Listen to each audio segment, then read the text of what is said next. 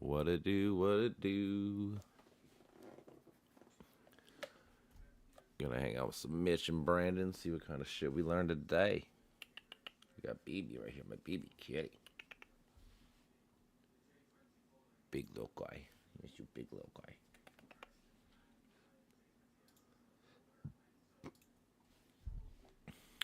What is happening, what's up? Captain?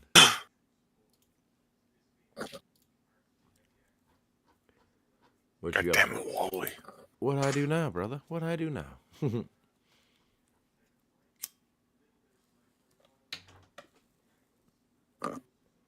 Oh shit! I'm about whatever. I forgot I was on mute from earlier. Yeah. I didn't realize. Before I I, jumped in here, I was listening to Republicans see what they're arguing about. I'm like, yeah, that's pretty boring. yeah, They're talking about dude. guns and shit. I'm like, that's not. Uh, Like I dude, mostly agree with you. No, Wally. Did you hear about how RFK Jr. just redacted his whole beliefs on the MMR vaccine? What do you mean he redacted it? Oh my God, really? I didn't hear about this. This happened today. I'm Like assuming what? news. RFK Jr. urges people to get the MMR vaccine. Deadly Texas outbreak. Well, they'd be the measles one. So the MMR, yeah. Yeah, Okay. yeah. It's like he's not so much of a he's a puppet being told, but his true beliefs is like I think like the worms, like the GOPs. But I think see, this is the one person who actually is in this cabinet that at least has at least some sort of consciousness, I guess. See, I could take you could take it like that. You could take it as like the whole time he was being anti-vax for the last like decade was just a grift to make money, and he really felt this way. Oh, Like, well, yeah, duh. so like, No, well, no shit, yeah, duh. That's the more, Romney money. yeah, well, because I'm saying like all of his kids were vaccinated. So I mean, if he truly was anti-vax, he wouldn't have got vaccinated as kids. But he's telling everyone else to Yeah, not vaccinate their kids, and now, yeah, and that's just fucked. and That's like I just said, completely and like I said, now we have a fucked. fucking outbreak of shit. I was reading this one chick. She posted something like, "In the '60s, this is what they told you to do. Everyone's gonna." I'm like, "In the '60s, lady, come on now, like." That's before the vaccine was even out, bro. Of course they fucking said stupid things. Bro. They were working on it as they went. Yeah, no shit. It's like, yeah, just grifters. But, dude, have you seen the? I guarantee you've actually seen like the reactions from Europe and all the foreign countries Yeah. about how Trump. Oh my god! And you've seen the fucking one where it's like the one I posted on a Rumbler. I don't have Rumble, Just so I didn't see fucking. it. Oh no! I posted it in the chat in like political talking shit or whatever. Yeah, Okay. just him and Zelensky getting into a fight, and then Donald Trump just like cowering and running away.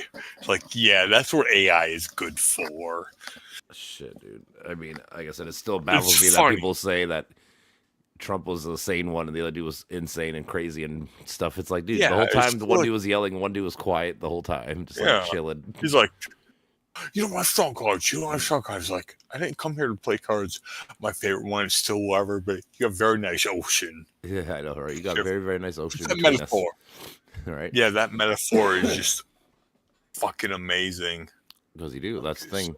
But the thing is, like he was saying though, like you will get influenced because of fucking Russia. I mean, we're already influenced. That's the thing. It's not you're going to be. It's already happened. Yeah. And then, did you see the stock market crash today? Fucking when Trump was talking. 600. Yeah, 600. Dude, like I said, so I own stocks. So, like I said, like before the speech, I was down like $40 a day. I'm like, whatever, it's just a normal fucking day, right? All of a sudden, like in that hour in between, like the stock market closes at 3. It was probably like 3:30 when I finally got a smoke break at work, whatever. So check my phone. I'm like, what? I'm down $600. What the fuck? Like. So I lost like $600 in like 1 hour since he fucking opened his fucking mouth and had to be a retard. Oh, damn. And that's the other thing, dude. Like I was looking at some fucking the Dow Jones since he's been around is fucking so it's fucking dropped. Well, he got in at 44 little over 44,000. It's almost 40. It's almost dropped 1,000 points. And then 1,000, you know, 1,000. since he's been in office. Since he's been in office. Today it dropped 600. Yeah, 650, which is still a fuck ton. Yeah, that is fucking. Yeah, in the last 30 days, days, we're down 1,200 points, 3% in the last month. Yeah, on February 3rd, we were at 44.5. Now we're at 43.2. Really? Yeah, and this is supposed to be the thing he's good at, right? Yeah. I can't wait. I can't wait if this keeps going because, like, my stocks, as I'm young enough, I don't really care because I can hold them and just whatever. But like, all the old you fucks. gotta diversify. Well, I mean, I have tons of diversification. That's why I didn't lose as bad per se. But the thing is, for the old folks, so this is their fucking 401k. Like, do you know that you're gonna fucking lose all your fucking money because you guys are retards? Like, I don't even fucking care if I lose money for the next 5 years. If you fucking suffer and have to fucking deal with your consequences, I'm gonna laugh. And I'm a quote unquote unskilled. Oh God, I forgot what that term. I know I posted somewhere in here for unskilled. Or like worker, unskilled worker. Yeah, unskilled worker. Yeah, there's a more polite term. But it's just like, dude, we make your fucking money. Your cashiers make your money because while your cashiers run those POSs, there are no sales. It's like, dude, you gotta remember that bullshit. Well, yeah, I mean, in general, any business is your teamwork. Obviously, you're like your owner's supposed to be like the captain or whatever you want to call it, like the general, the leader, but you're all supposed to be a part of the same team where you fucking, if people are struggling or whatever, you got to do what you got to do and all that kind of shit. Yep, tomorrow tariffs go into effect for Canada and Mexico. That was the beginning of the that was the beginning of the fall. Yeah. Yeah, you get Lily. Hold on. Trump started his speech at fucking, let's see what time, 2:50, and then it just continued just to plummet. And then once he stopped speaking, it went up like 50 points. Yeah, it's funny how it works. Correlation. Yeah, I know, it's just funny. Like, oh, you could tell when his speech was, and then when he stopped speaking, it went right back up a little bit. Ugh. I mean, there is like a voting Republican because you were born Republican. You know, there's those kinds like which are the saviors. Well, but then there are the cultists. Well, yeah, that's a recent phenomenon. Kind of. I mean, like I said, what's his name was kind of like it. I mean, like Waco, Texas it's basically Waco, Texas. It's like you guys don't Waco, yeah, yeah. It's like. Yeah. Seriously, you know Waco, but yet you call them a cult. It's like, maybe you don't know what a cult is, right? Fucking, I think tomorrow's stupid. Whatever, State of the Union. He's gonna lie to the whole world again for another fucking hour. Yeah, but at least Europe knows, and Macron. Oh, dude, I watched a pretty good thing on YouTube about this guy. He was going over France and Germany are fucking going to take over. France, Germany? Yeah. Oh, France and Germany are going to be the superpowers? Well, probably because France is already ready for it. Like, France was, doing the things they needed to do. Saying they just needed Germany to get on board because Germany is closer to the border. So they're like, basically, they want to move I think they have like 20 nukes. Really? They want to move their 20 nukes to Germany to make it closer to Ukraine in case there's ever I'm 100% okay with that. Yes. Well, yeah, that's what we're supposed to do, but we just don't. Yeah. Oh, where is it? Because I watched it, and then I watched this dude. He went through like he lived with the soldiers in Ukraine for like a year, going over their whole. Really? Yeah, he was like with them because he was a former military guy. So he's like, hey man, do you guys care if I hop along and fucking document your guys' shit, to show people what the fuck you're doing and how you're doing and what you're doing, and it was pretty fucking cool. Pretty fucking neat. Fuck yeah.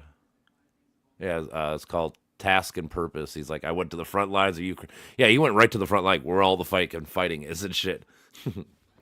with these Ukrainian people. So good. I'm so glad that fucking Germany is going to be the superpower.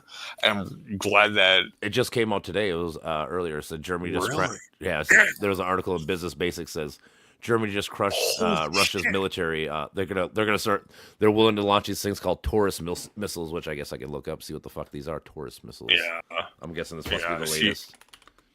yeah. But holy shit! But no, they've. It's like the either like it's either Japan or Germany. Like quickly, peace. Hold on. We've done the fighting. Take it from us. Mhm. We've done it before. It's not worth it. Yeah, Ukraine is about to fire Germany's best cruise missiles from its old Oh, Soviet bomb. damn. So the Russian or Germans are gonna give them their old Soviet bombers that they stole from from Russia back in the day, and they're gonna give them their best cruise missiles to use out of them. Oh, nice. $159 million worth, they said. Nice. So, Oh, thank God. Yeah. but yeah, that's what they're saying. Like, if America goes straight isolate, and the thing is, if the European Union actually like coalitions and fucking becomes like the new United States, where they just become one country and just have their different countries / states, whatever, they could be probably the next superpower.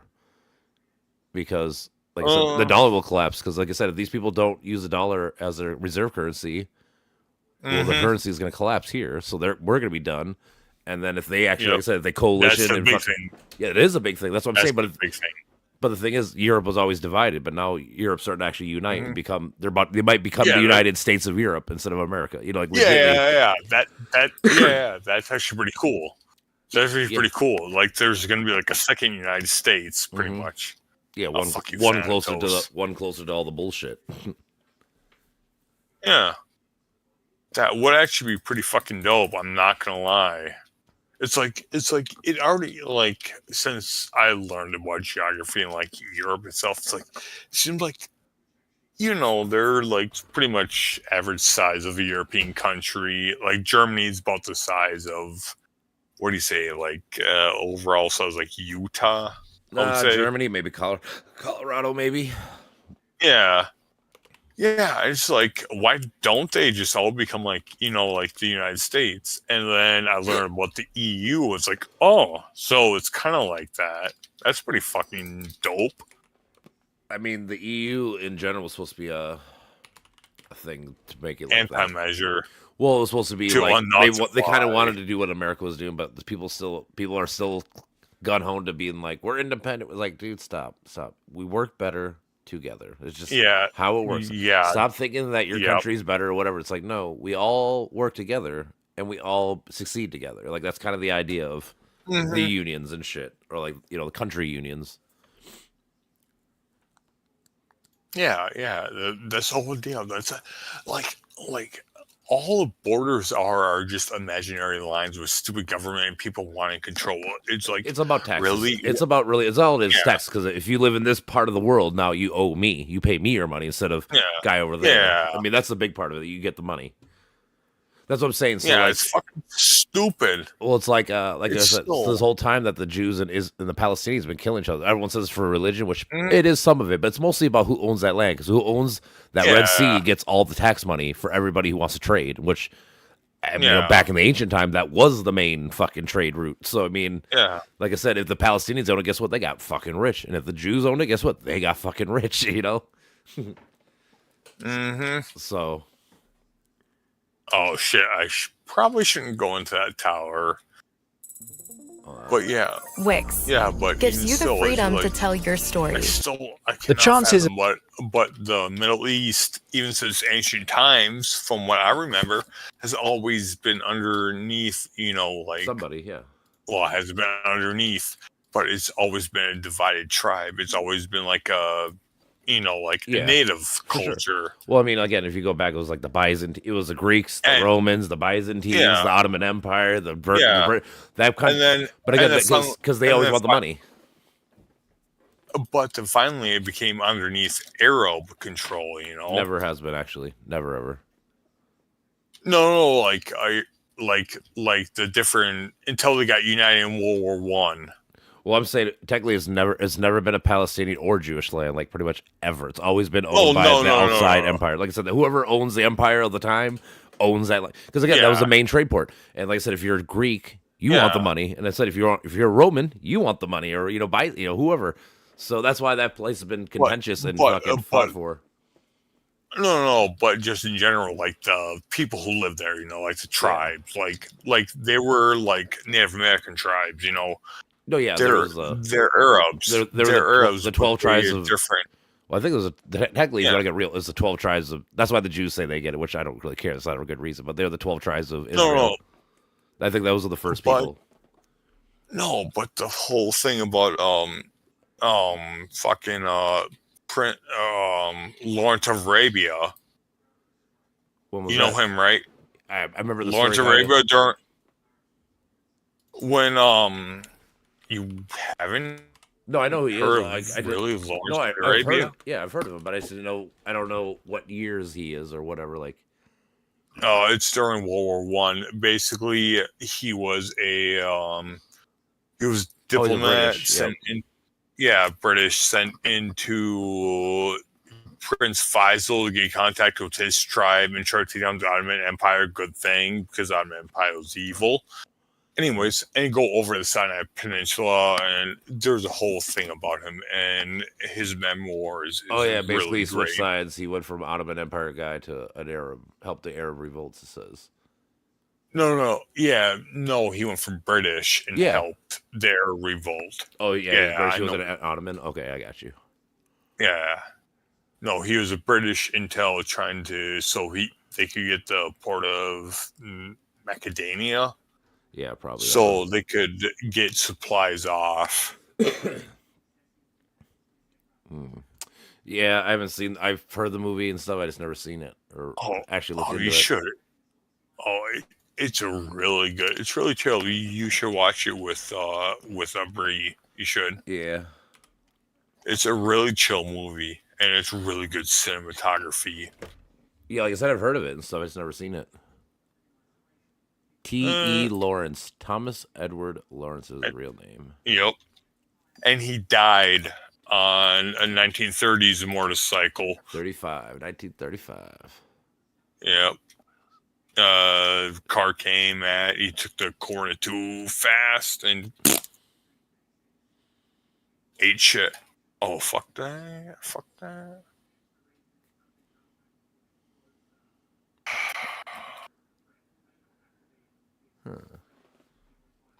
That's pretty cool. All right, you gonna watch the stream? I got this video up. You can watch with me. It's about British, or no, I can do this one first. This is about France helping them take over tomorrow or yesterday. Help Ukraine. Hold on, let me see. Oh, middle of a game. 13. Let me see. Cockburn just more ready to rumble. Alright, cool. All right. Hold on. Just closing out. I'm getting the ending. Defeat.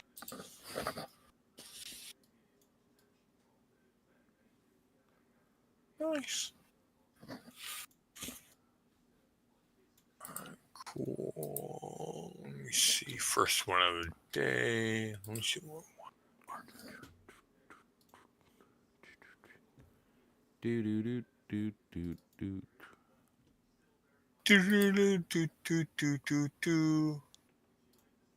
What the fuck you got? What the fuck you have to? So they have like sort of battle pass, like a rebel pass or rebel? No, battle pass. Oh, battle pass. Gotcha. Yeah, but in order to unlock page 2, you need to get premium, which is like 30. How much that? But it's like, what the fuck? It's like, yeah, there should be some.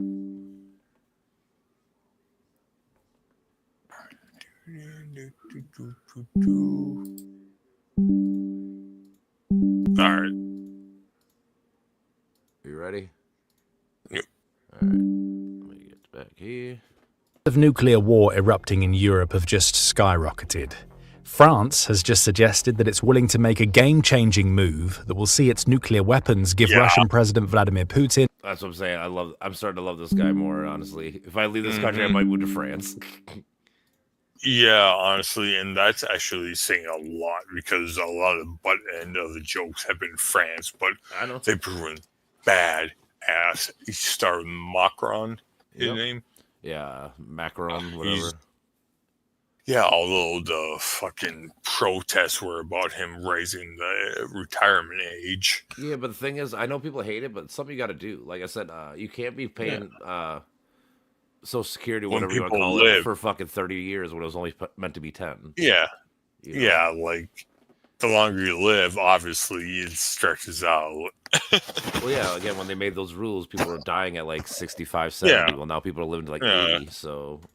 Yeah, again, so it does make sense. Well, yeah, well, the thing is, see, it sucks for America because our life expectancy is not as high as like theirs. Like, other people have like 80+ years. Ours is like 77. Yeah. So, I mean, even ours...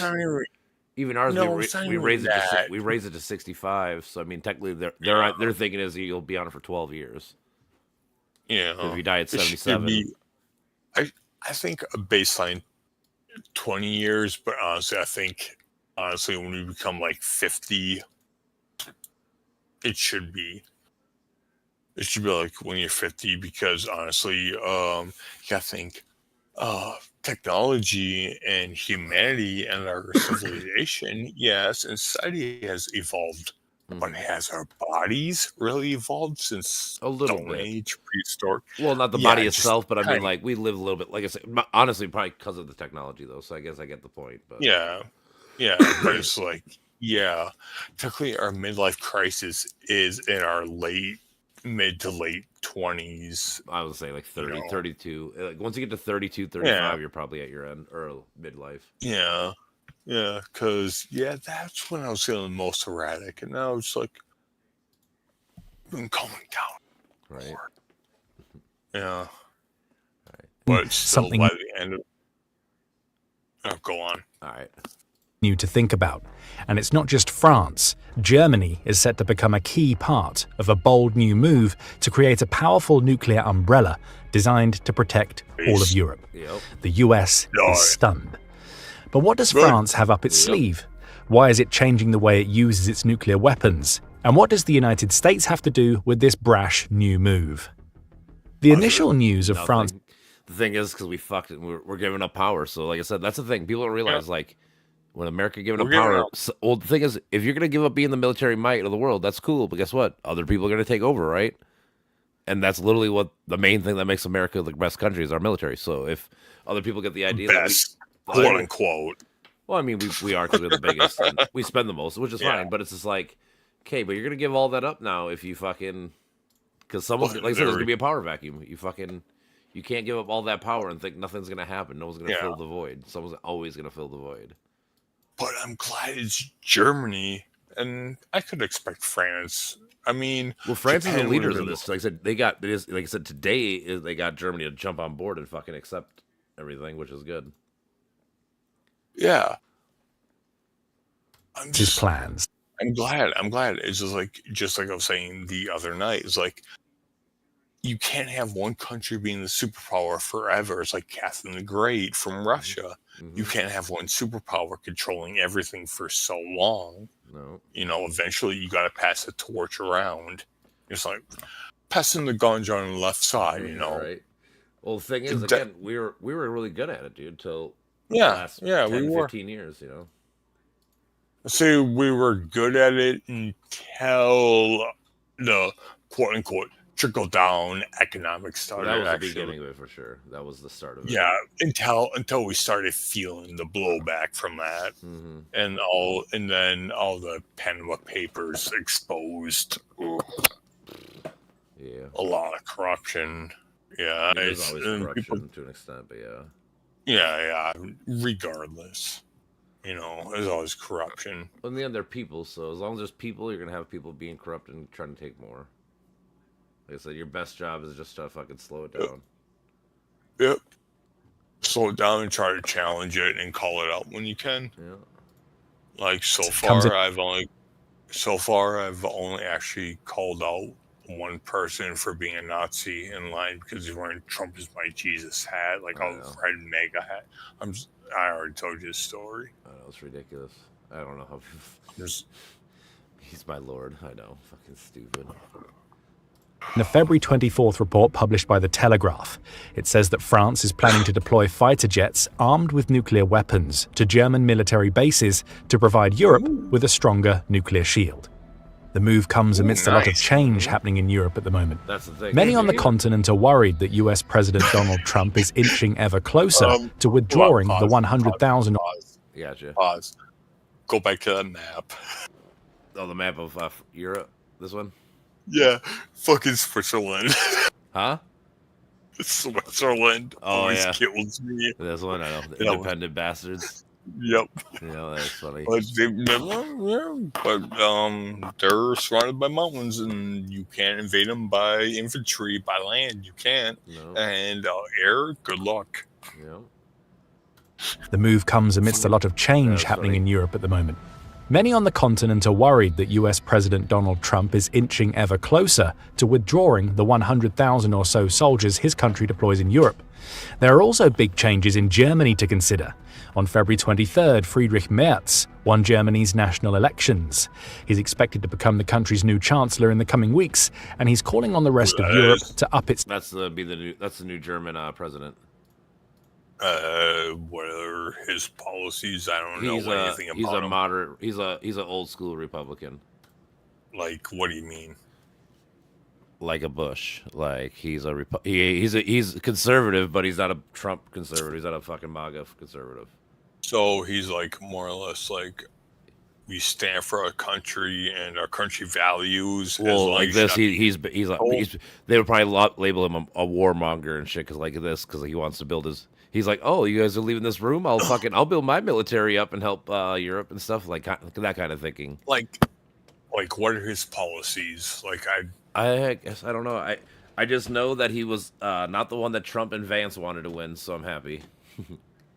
yeah. They wanted 'cause they obviously wanted those are puppets. they wanted the extreme right wing guy.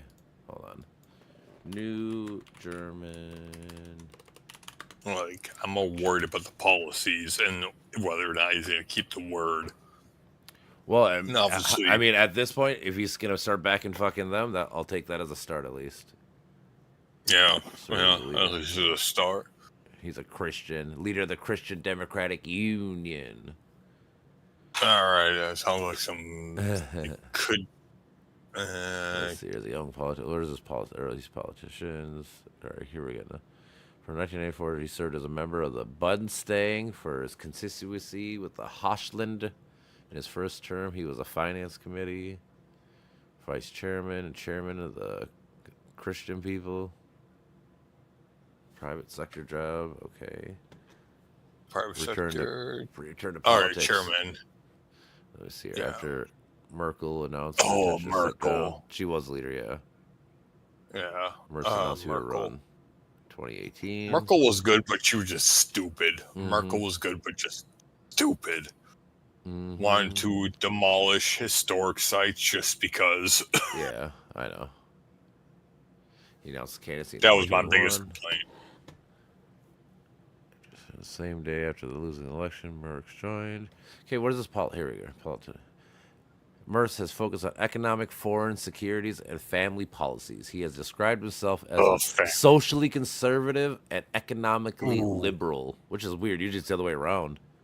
Yeah. That is really yeah. fucking weird, actually. Yeah, usually you're socially liberal and, wow, that's Yeah. kind of amazing. That's really fucking weird. So he's like, Honestly, he I'm- hates gays and he hates all that shit, but like he's cool with giving money He's to free people. market. Yeah, he's free market. No, I'm how do you call it? I believe in the free market. You fail. I mean, in somewhat, if you do purchase insurance, it should be forced upon you. It shouldn't be forced.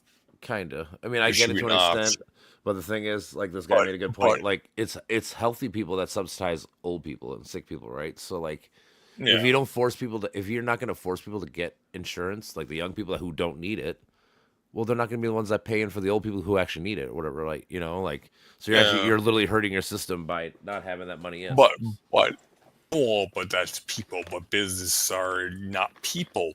they're Oh, no, yeah. 100% completely different. It's the free market. Like let's just say like kiosks at a mall is example of free market. Like you throw them up, throw your pair, make your markup. Like maybe you get a few bucks here and there, you know. But your business fails, it fails, But there's a certain point where there should be some sort of like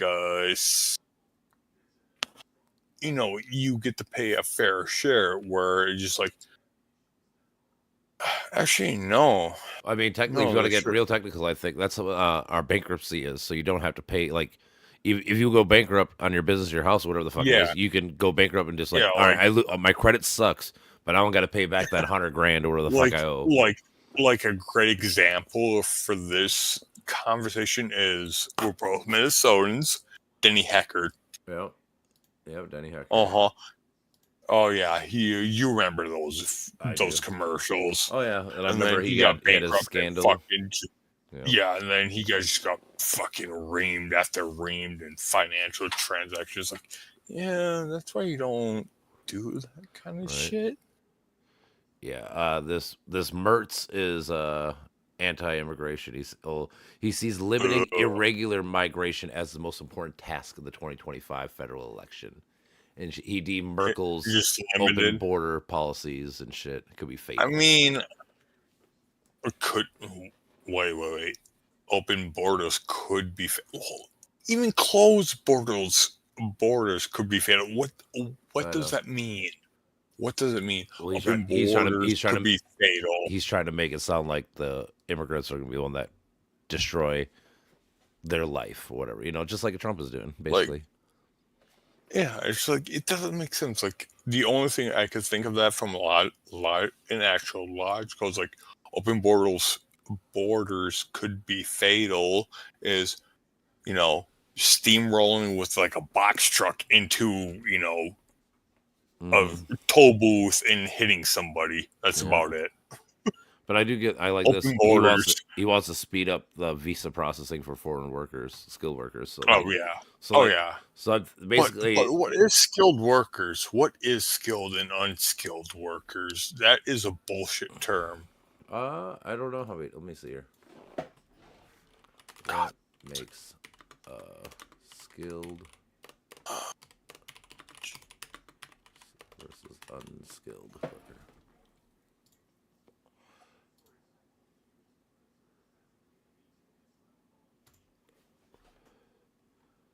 Unskilled labor is an outdated term that was once used to describe a segment of the workforce associated with a limited skill set or minimal economic value for the work performed. Yeah.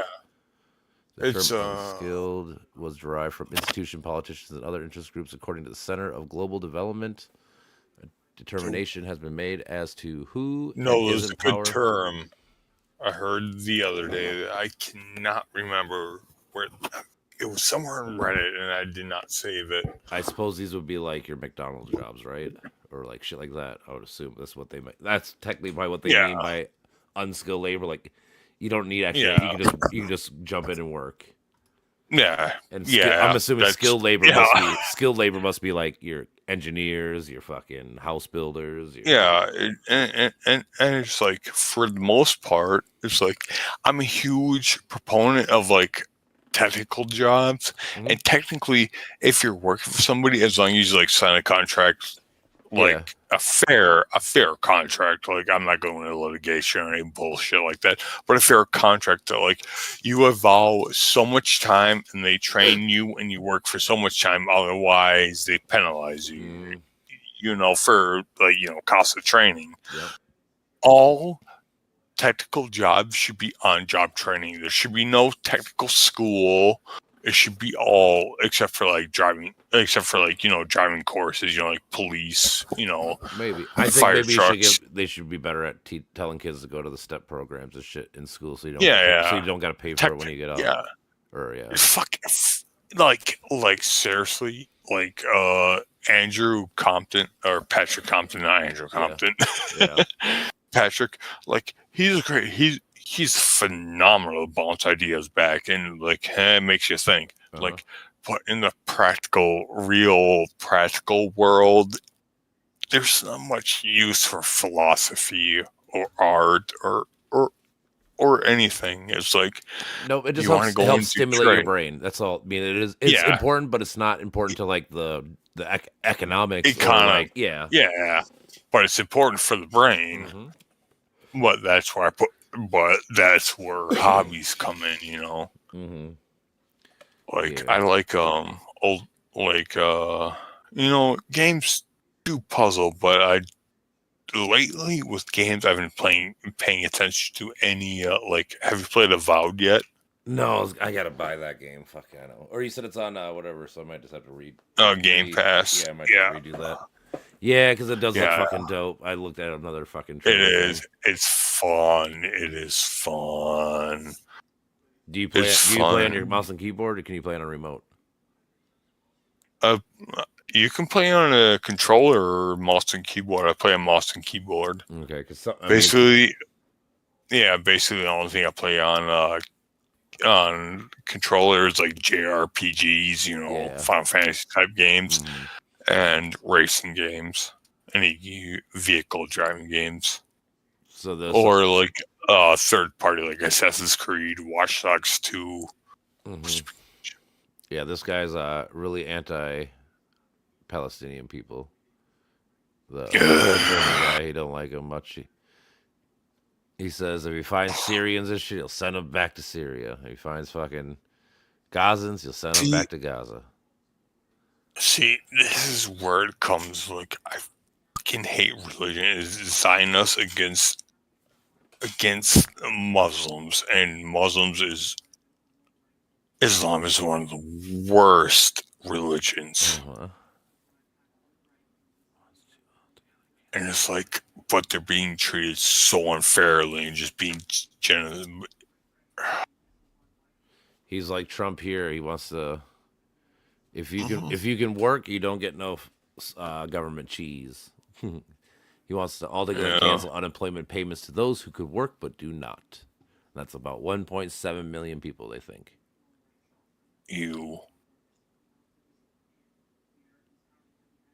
Which is weird because, like, even here it says he called Ukrainian refugees as welfare tourists. So it's kind of like weird. Really? Like, I wonder why he's trying to switch his role. Maybe it's just for the power, though, in the sense of that Yeah. I was talking about, like, as an open power. And he's like, well, you know what? Maybe I'll put my xenophobic or whatever thoughts aside to take the power. In France. But we have a very nice ocean. I know. But again, like I said, that's what I I'm saying. fucking still love that term. I so still love that term. But yeah, when it gets back You to have like very nice ocean. when it comes back to foreign policy, he's back to being like I said, he's an old school Republican. He's a fucking anti-gay, wants big military, Zelensky? wants big money, he supports NATO and their fucking he wants to start a whatever. Zelensky? Not with Zelensky per se, but just wants to make NATO have like a big military, or like he's very hawkish. You're talking about Zelensky, right? No, I'm talking about the German guy still, this Merz. Oh, all right. I'm saying this Merz guy is hawkish stance on authoritarian countries, particularly Russia and China. He hates them. Oh, good. At least he understands human rights to a certain degree, but he's Christian, which doesn't make sense. So it's kind of hypocritical. Well, he wants in a way. He wants white people to be the people. I mean, he's still not. Yeah. Again, this is the guy that was less extreme. This is not who Trump wanted. He wanted the more extreme MAGA. Came over his name. Yeah. I mean, that sounds 100% bad. I mean, it's still he's gonna have to have.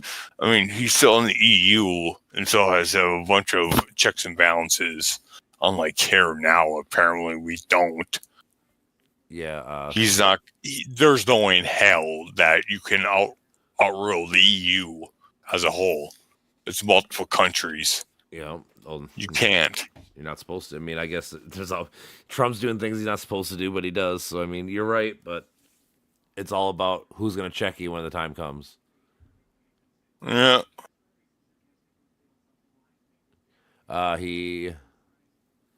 He He talks shit about Trump's trade wars against Europe. At least I'll give him that. Saying it's retarded.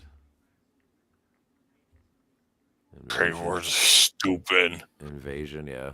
So like I said, he hates Russia. So in last month in February, it was Germany, France, and UK were in talks about negotiating sharing their nuclear powers, their nuclear weapons together under one umbrella to protect all of Europe against Russia. Against Russia, really? Well, yeah, Russia's the main aggressor. no. They're trying to. No, they're trying to build a nuclear umbrella so they can cover all of Europe. So in case Russia were to attack, they can fucking send nukes and shit back right at them. That's what I was telling you earlier. Like France has like 24 nukes. So like, well, we can't launch them from here. It won't reach them. But if we move them to Germany or wherever it is, they'll be able to reach Russia and do things. So that's why they're in the talks about moving all these nukes probably to Germany, so they can be like, you know what? If you guys are gonna fuck with us, you're gonna get fucking nuked too. Oh, well. Hell yeah. It's good because since apparently we're going to be withdrawing from NATO. Yeah, that's why I'm saying there's a I power can't vacuum. believe that. They're But yeah, there's a power vacuum, but there's also the whole thing. We're stopping them from steamrolling into Russia, keeping Ukraine from just being defensive. Now they can be on the offense since they're aggressor. And we voted no against that. Guess what? Goodbye, Russia. right. You fucked up. You've spent too much money, too much time, too much. They basically just seized them. They seized them. Mm-hmm. It's old school military tactic. Just siege the main capital. It didn't work out. Right. Sieging is you gotta siege them for a few days and realize to cut your losses. They did not, and nobody in Russia honestly supports the war. The thing is, they don't even know about it. That's if I show you the other documentary, the guy was with the war people, whatever. They go to some Russian cities because they're at this point they're fighting, they're doing the counterattack where they're going into Russia, you know. And they find like some old Russian ladies and stuff, and they're talking about like, you know, like, what have you heard about the war? And she's like, oh, that we're kicking ass and this and this. She's like, you know, that's all bullshit, right? Like, but because they just have no clue, because they're just all poor and fucking just trying to eat and live, you know. But so this guy, whatever the new German guy is. He understands climate change is real, but he doesn't think it's happening as fast. It's not a big deal. Oh, he's one of those. Oh no, it's bad. I know, that's what I'm saying. So he understands it's happening, but he's against phasing out fossil fuels and shit like that. And all that stuff. He's like, oh yeah, that's Germany. Well, again, this is the Republican side. This is the neocon in him. That shit's not real. That shit's fake as fuck.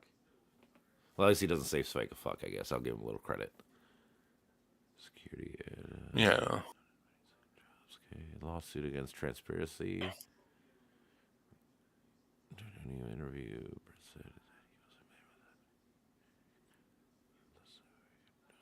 LGBT has made statements. Ooh, he's made insensitive remarks about gay people. Ooh. Hold on. 1 second. I need to fill my cup of water. Yeah. I can't chop like a bitch.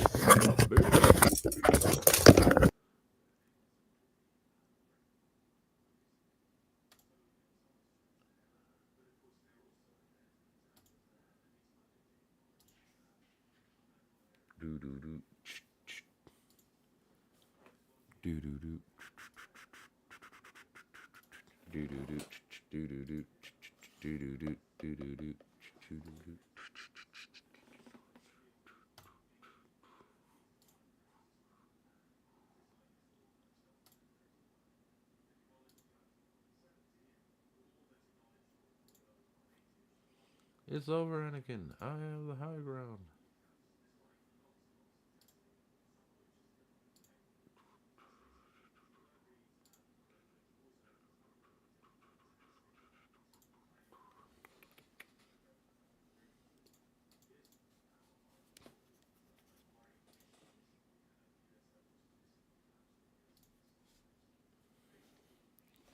He's a little baby, little cute little guy.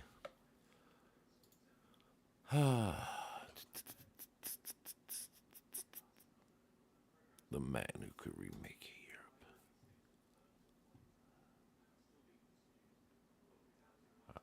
Election. Leader German center-right Christian Democratic. That he would try to achieve independence for the United States. They're a little different, you know. Sadly, that's the way the fuck it is. It is clear that the Americans are largely indifferent to the fate of Europe's. America's security guarantees have protected the Federal Republic of Germany since 1945. Never since then has a chancellor of the country suggested that it emancipate itself from Washington. Not even France's Emmanuel Macron, who has called for building a sovereign Europe capable of defending itself since he was first elected in 2017, could have put in imperative stocker terms. Oh, I can't read it. Silly, I hate that.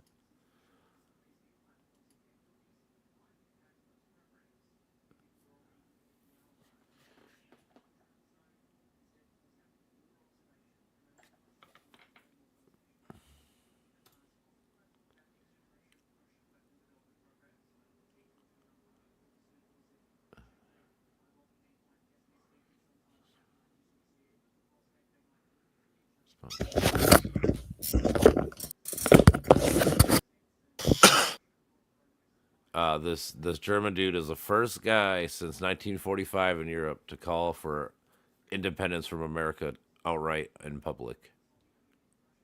Really? Just independence? Really? Yeah, he's like, we got to stop relying on these motherfuckers for our military, for everything. Oh. Like, we need to do this all ourselves. Huh. We can't trust them. He basically says he said that America's goals are not aligned. Unreliable. Or not even that. They're not aligned with Europe's goals no more. And that. World peace. You mean? Basically, yeah. Yeah. Let's just say that Europe wants world peace. U.S. wants domination. Now it does, yeah. That's why I always tell people when I argue people, I'm like, oh, so you're cool. You're fine with might makes right, right? Oh, okay. No. That's what you're doing now, right? Negotiation. Yeah. No, I'm just saying that's what they're doing. Right. Yeah. Well, that's fucking cool. I'm totally like, I want to move to Europe so bad. Like, I'm just like, I don't care if I'm like penniless. I don't know a damn word. It's like, I will survive. The thing is, you somehow. I mean, it takes time. Yeah. It's like anything. Yeah, obviously. And obviously, it's pretty easy because they have a huge railroad network. Yeah, for sure. So as long as you're physically fit to some degree and know how to, use, you can jump trains. Yeah, man. Oh, dude, have you heard of Shy? Shy? Oh shit. Yeah, Shy YouTuber. Shy? Oh, I don't think so. Maybe though. A Shy. No, just called Shy. Hold on.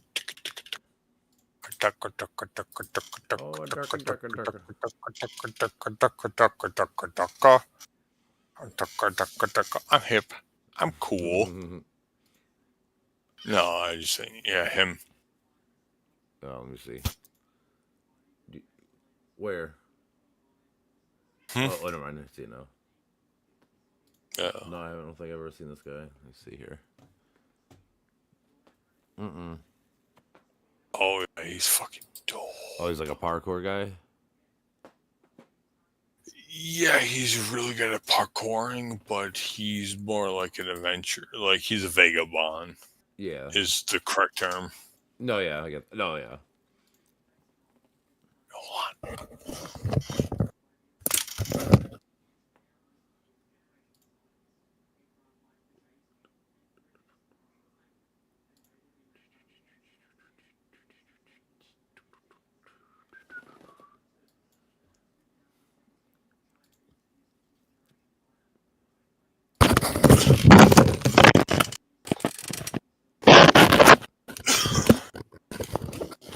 Sorry about that. That's all right. The cat cord got snagged on the corner. Oh, don't worry. My cat tried to lay on my mouse twice. I kept moving around him. Now I finally got a spot where I can use it again. Nice. Little fucker always is like, "Hey, I'm gonna take your mouse over." But did you look over the 7 fundamental tenets of the Satanic Temple? I haven't in a while. I mean, I have at one point. Oh yeah, this is why I'm satanic, and people are like, you worship, like, dude. I don't believe in him. It's like, yeah. It was like, I don't believe in him. I like the illustrations, the artist's interpretations. Yeah. Like it's spirituality, and the 7 fundamental tenets are just life rules. Yeah. I know. One should strive to act with compassion and empathy towards all creatures within reason. Yeah, basically, the Satanist thing is just secular humanism, just in more words. Basically, in a nutshell. Yeah. Like, But 3, one body is unavoidable, subject to one's own will alone. No gods, no masters. you don't need them. You don't need them. Once people learn that, I always think it's funny. I'm always like, you guys are short-suiting yourselves. Like, you don't take the credit that you deserve to get off your drugs or whatever the fuck it is. Like, you're using God as like, God, let me do this. Like, dude, you did that. You're fucking powerful as fuck, dude. Like, that is a huge accomplishment that you should be proud of and take credit for. Instead, you're giving the credit to somebody else or something else. I know, it's like, it's a huge step. It's like, you're selling yourself short, mate. No, I know. It's like even going on methadone, man. But I'm a huge, from what I know from that thing, Suboxone is a lot better than going on methadone. Yeah, they're both because pretty bad, Suboxone weans you. Yeah.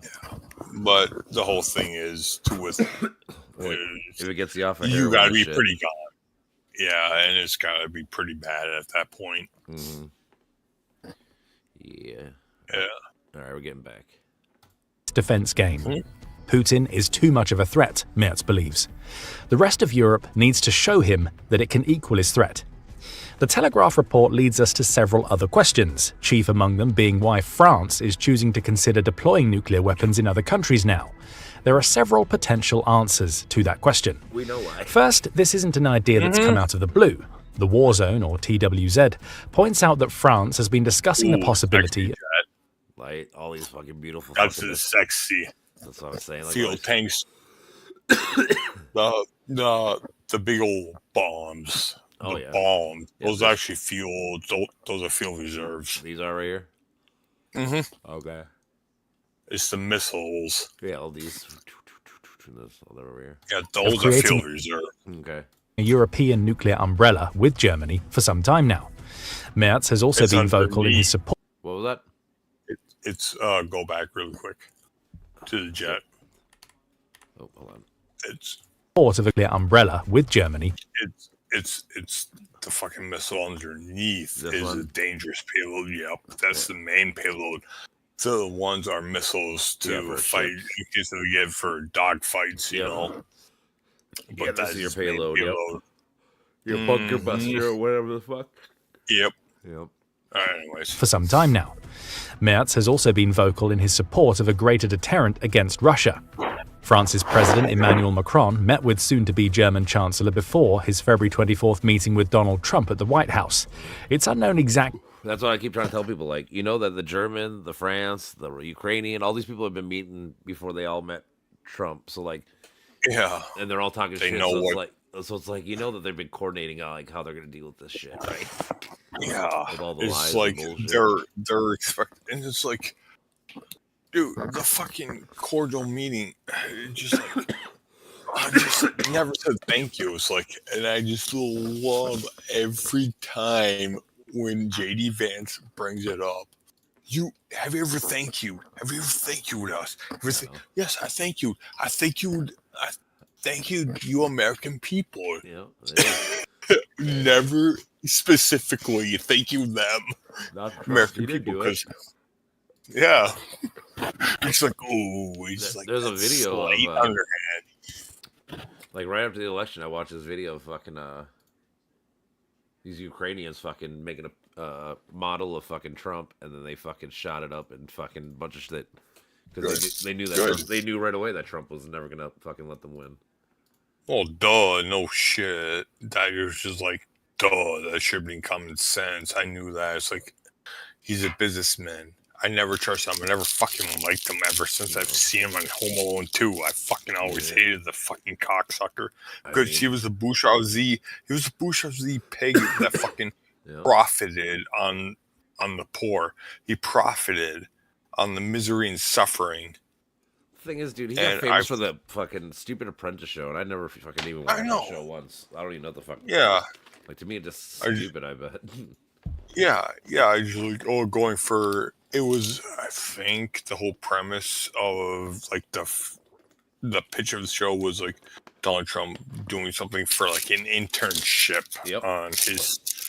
It was like internship on one of his fucking scams, so that they could pin them with this fraud. That's what it was. Yeah. Honestly, what is probably the apprenticeship? Like, have you ever heard of like the winner ever saying anything or hearing anything? No. You would think. Yeah, you would think that they'd be famous of some sort. No. Patsy. It was a Patsy contest. That's what it was. Mm-hmm. It was a Patsy contest. Oh, but I feel that. All right. What took place during the discussion between Macron and Merz. There was probably some congratulating of Germany's incoming chancellor involved. However, Macron likely travelled to speak with Merz because defence was on his mind. Merz seems to suggest as much.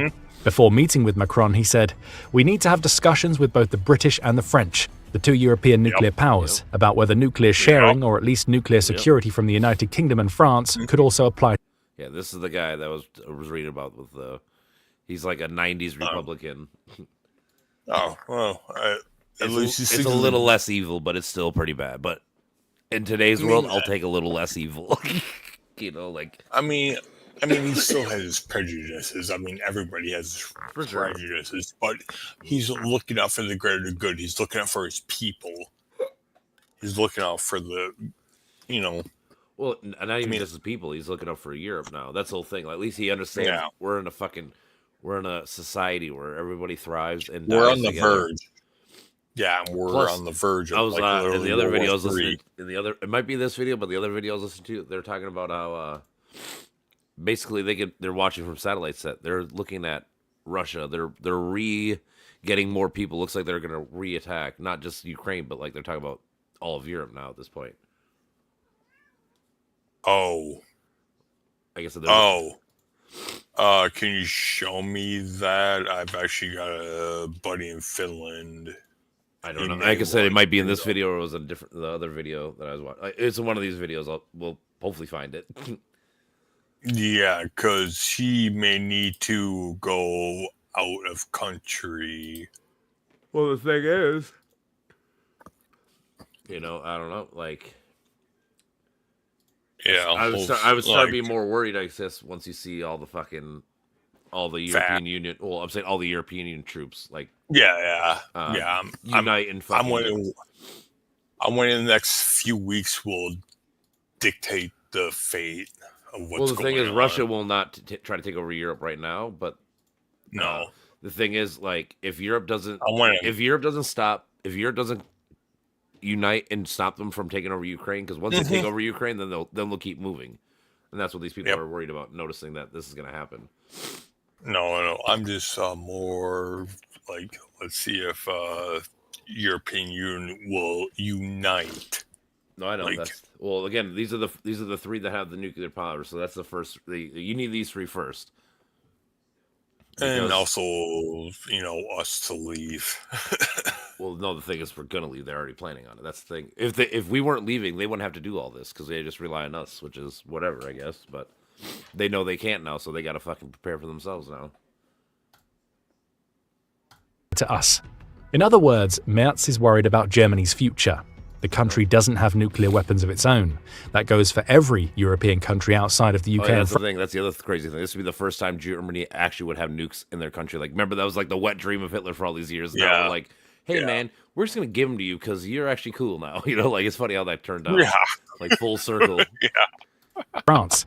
The idea of Because sharing they've been now is fighting about it, ensuring fighting Europe it. creates. Well, yeah, I'm just saying, think about it. I mean, like, we That's literally why fought a huge the- war to stop them from having these things. And now we're like, hey, man, you don't have them, but we want to put all of them in your country to help defend us. No, the top 3 should be Germany, Japan, and Finland For what? for Countries living? UN security councils, and then 2 rotating spots. For Well, you know what? security I wouldn't council. mind Japan having say, but the thing is, Japan's so far away from us. Like that part of like Europe. I wish Japan would do a better job at trying to keep No. China in check, but they can't because they're too small. But they're good at diplomacy. That's the No, whole I know. point. They're good Yeah, at I get that. diplomacy. That's the reason why you want them on the security council. What I'm saying is Germany, Japan, France, and 2 rotating slots. Like Yeah. pretty much what the UN is supposed to have, like 3 security councils and 2 rotating slots, like every I forget the cycle. It's got like 2, 4, or 5 years, whatever. They rotate the security slots. Yeah. And Yeah. China does not need to be on the Security Council. No. No, The thing thank is, you, like I Doc, for genocide. Right. It's a stronger united front against what many see as a looming Russian threat. And that brings us to the second reason France is set to make its bold nuclear move. It wants to send a warning to Putin. Speaking to The Telegraph, an unnamed French official said, posting a few French nuclear jet fighters in Germany should not be difficult and would send a strong message. That message will be directed at Putin as a direct response to That's the many just nuclear French. threats. Huh? And this is the French saying this, and Yep. France has been pretty meh. Pretty much, I surrender. Well, I mean, in recent history, but I mean, they're the ones that helped us win the war at the beginning. That's why we owe them still, technically. Yeah. But I mean, I get it. They've been the butt of the joke for a long time, but you know what? That was like 20, 30 years ago. They're It's a being different world. badass. Yeah, they're being Same. badass. That's what I'm saying. People don't. First I one, think it's the funny. first one to step up. I just think it's funny that people give people shit for changing. Like, oh, so you just want No, them to be the no. butt of the joke forever? Like, no, they probably got No, sick of no. hearing it. They want to build their military, and be like, guess what? We're not bitches no more. You have to deal No, with this, fuck. just why wouldn't you? Yeah. You know? Yeah. Russia's leader has made during his invasion of Ukraine. Since February 2022, Russia has placed its nuclear weapons on Eat heightened shit. alert, Mhm. along with testing and deploying new nuclear capabilities, and You know, threatening that's to resume double. nuclear. You know that's a body double. I was gonna say, how many do you think he has? That was gonna be my question. He's probably got like 7. Oh God, easily. He probably has damn near 100. Yeah, wouldn't be surprised. Anybody who even looks like him. Right. I'm just saying, wouldn't surprise me. Yeah. Honestly, he'll get to the point where if he dies, I bet we don't even know who's real or not. You know, Yeah. like I wouldn't be Yeah. surprised if that happens. Like, dude, Putin's been alive for like 300 years. What the fuck? You know, like, Like he's not Rasputin. I mean, He's not Putin Rasputin. Rasputin. That's funny. testing, according to the UK's House of Commons. Putin also suspended Russia's participation in the 2010 New Strategic Arms Reduction Treaty, or New START, in 2023. That treaty, which Russia signed jointly with the United States, places a limit of 1,550 nuclear warheads on Moscow. That's 30% less than the 2,200 limit set in the previous SORT treaty. Holy shit. Oh yeah, dude. They actually have the most nukes. They have more nukes than us technically, Oh yeah. but we And just there's have one- the best ones. They have all the old ones. Yeah. You ever heard of the Budapest Memorandum? Yeah. Yeah, I vaguely heard of it recently. I forgot what it was about. I just read all about it. Dismantling all ICBMs and shit like No, that. so, I mean, so it was. So after Warsaw shit, right? So this 92, 93, right? Ukraine Yeah. became a new country. Well, they had the third Yeah. most. They had the third most amount of nukes in the world there Yeah. from all of I Soviet remember Union. them having.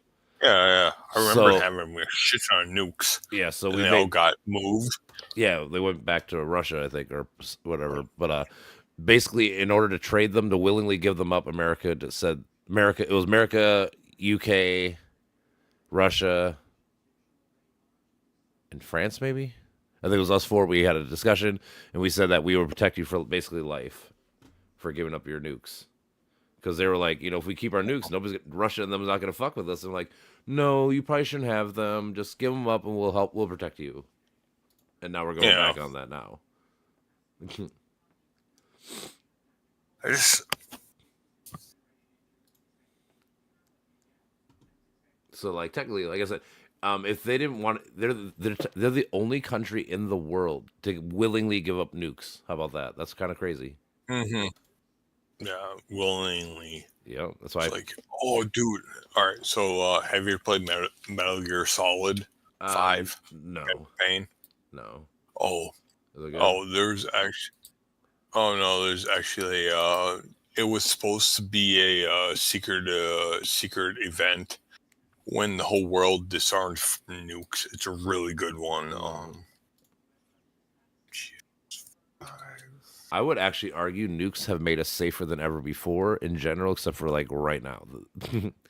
Because with nuclear proliferation, you can't fucking go to wars no more like we used to. Yeah, the madman theory. Yeah, that's what I'm saying. So like technically, it's made us safer than ever before too.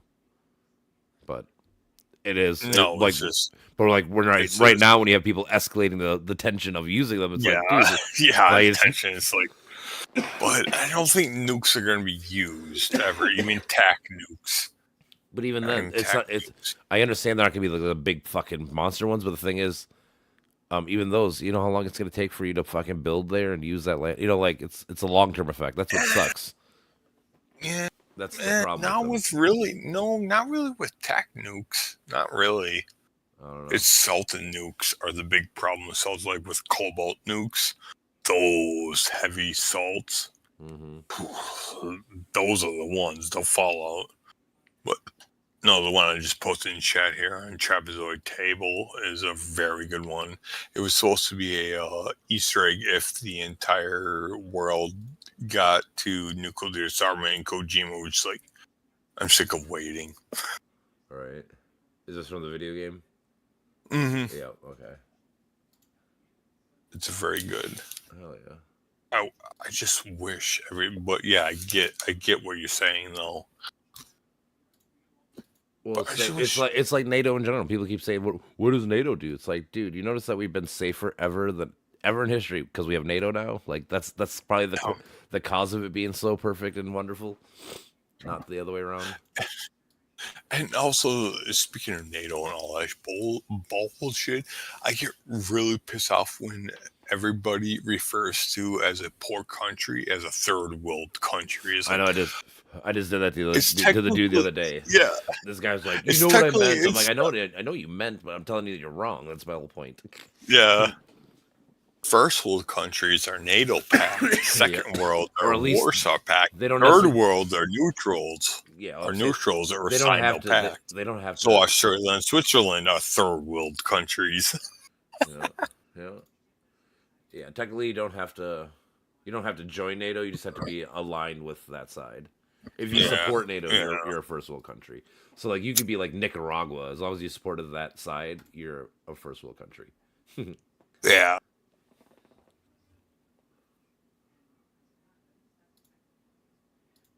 I know, yeah. This dude was pissed when I said that the other day. Oh, dude, it was fucking pretty great. I was having this religious debate with these people because they're fucking idiots the other day. And this dude fucking called in he's like, oh, this guy here, he's like a historian. He knows these answers, these things, right? And I just fucking demolished him like in 20 minutes. Sounds about right. I know. He's like, what do you mean? The only thing that he got from me, but it pissed him off because I try to be like true to my knowledge or whatever you fucking call it, like my beliefs. Because he brought up Alexander the Great. He's like, how do you know he existed? I'm like, I don't know. Let me try to look up some evidence, because I don't really know, And then like I found like the first writings of him was like 300 years later. He's like, oh, so you're saying Alexander the Great is not real either? I'm like, You know, if this is actually like, because I said like, if this is actually the only evidence we have of this, then yeah, I wouldn't believe in him either. He's like, you're fucking lying. I'm like, no, that's called being consistent with your beliefs, bro. Like, I don't fucking change my beliefs. Yeah, Like, if I say this is my standard and now this guy met my standard, no, I'm consistent. I will say, yeah. you know, like the best evidence, It's like, the best evidence we have of him that I found like somewhat looking, it was they got coins made of him from that time frame, like so. But then these people are going to be like, how do you know that's actually of him? Which I guess I don't know. So that's why I was like, you know what? I can't say definitively he did exist. I guess I'd have to look up like all the history, like who he conquered and what they wrote about him, and like there's ways of doing it. I mean, I just I haven't looked into it, so but it pissed him off that I wouldn't fucking bite the bullet and say no, he existed. I'm like, well, if this is all the knowledge I got right now, I can't say he existed for sure, and it just pissed him yeah, the fuck off. exactly. I'm like, no, bro, Just, it's called being consistent. If like I said, like it's not that hard, bro. It's not that hard. Just it's because like you guys, the just because you can't be consistent with your thought process doesn't mean I can't. yeah. Just like the article I just showed you, how many black holes are hiding. It's like, it's your perception. Yeah, pretty much. But it's weird, like black hole, like they have that accretion disk. It's called the event horizon. Yeah, but no, it's more like a donut. Yes, but It's, then technically the science word that's what it's actually called. It's called an event horizon. If you ever want to. well, the event horizon is the point of no return. Yeah, well, It's that once you get there. that little No, that's not even the ring. black. No, the light you're talking about, like when you look at the picture of the black hole, all the light that's formed in the circle around that's called the event horizon. Basically, that light's stuck there for like Nope. maybe like 1,000 years, and then it'll get souped into the black hole. It'll never come back out, though. But the thing is, the event horizon, when you found the black hole, light cannot escape. Therefore, the accretion disk is not the event horizon, because we can see light, we can see the particles on different spectrums. Therefore, it has not fallen into the black hole All the where it way. is dark. Yep. Just proving you wrong right there. That's all right, brother. I have to look into it. I have to Google it quick. Well, I gotta finish my shit. Hold on. I don't know how to spell this word. Let me see here. Yeah, accretion disk. I know it's gonna be hard to spell. Black hole, ACs. Accretion disk. Oh, Is it this way? no. Search a black hole. Black hole, then accretion. Oh, wait, I see. A black I hole see, I see. disk. Yep, I Yep, got there it is. Black hole accretion disk is a disk, hot, rapidly spinning gas that surrounds the black hole. Yeah, but it's like a donut instead. Where's the event horizon in this picture? Hold on. I have to look up the difference between these two. This versus Event horizon. A black hole's accretion disk is flattened, rotating ring of hot gas and debris that orbits around the black hole just outside of its event horizon. So it looks like it's a part of it, but it's not. Okay. So technically, it could still get away. Like, go back to the last picture. Go back one page. Yep. Hold on. Click on. Yeah. No. Hold on. Do this. Go to images.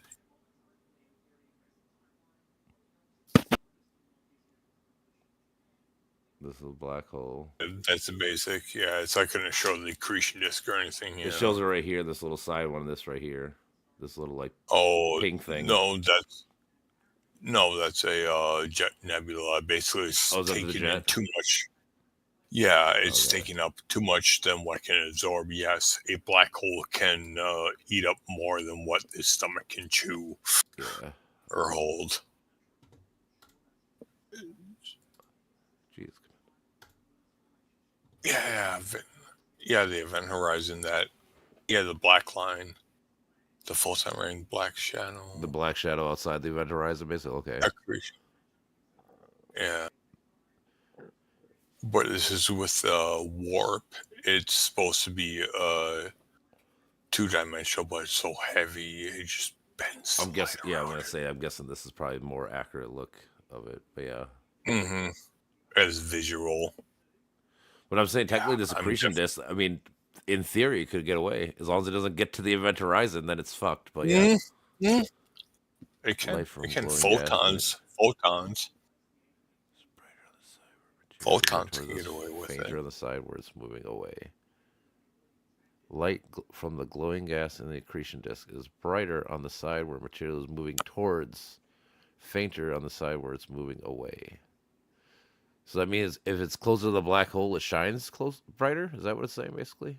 The Doppler beaming? Yep. Okay. The shadow, yeah. Because it's getting pulled in towards, so Yep. the wavelengths are getting closer and closer. Yep. So increase the intensity. Yep, You know, that like 2 makes plus 2 is plus 2. Mm-hmm.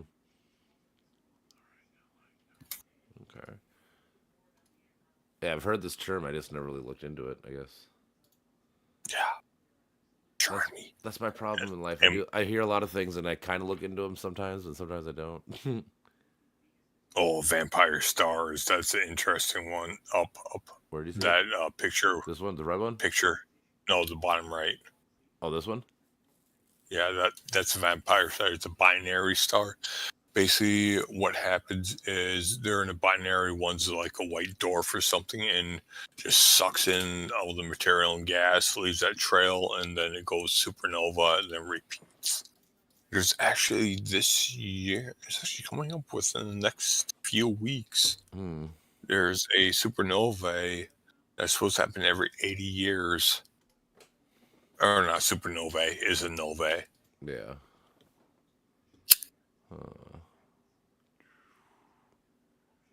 That's it. The one over. Which Wait, go down, scroll down.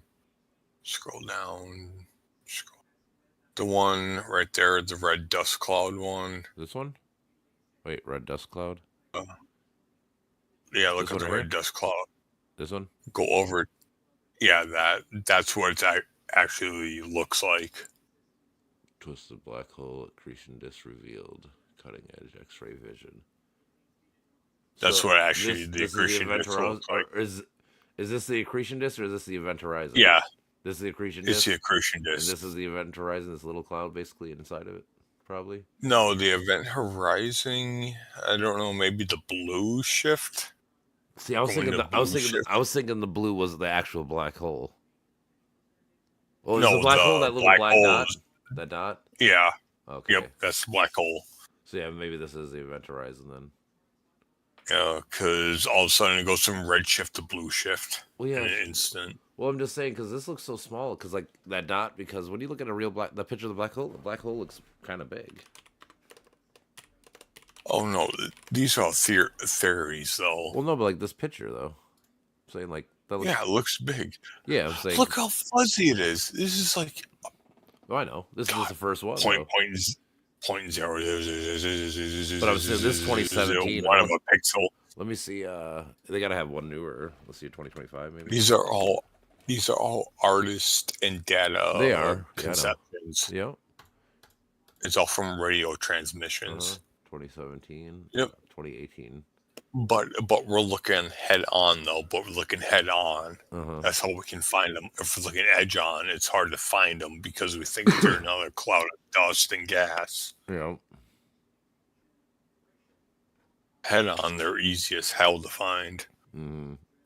In comparison, I Yeah. mean, you or I, we couldn't find these fuckers. Well, it takes a lot of math. You got to know how gravity's being moved. Like, oh wow, Yeah. Like, there's nothing moving here. Why is that?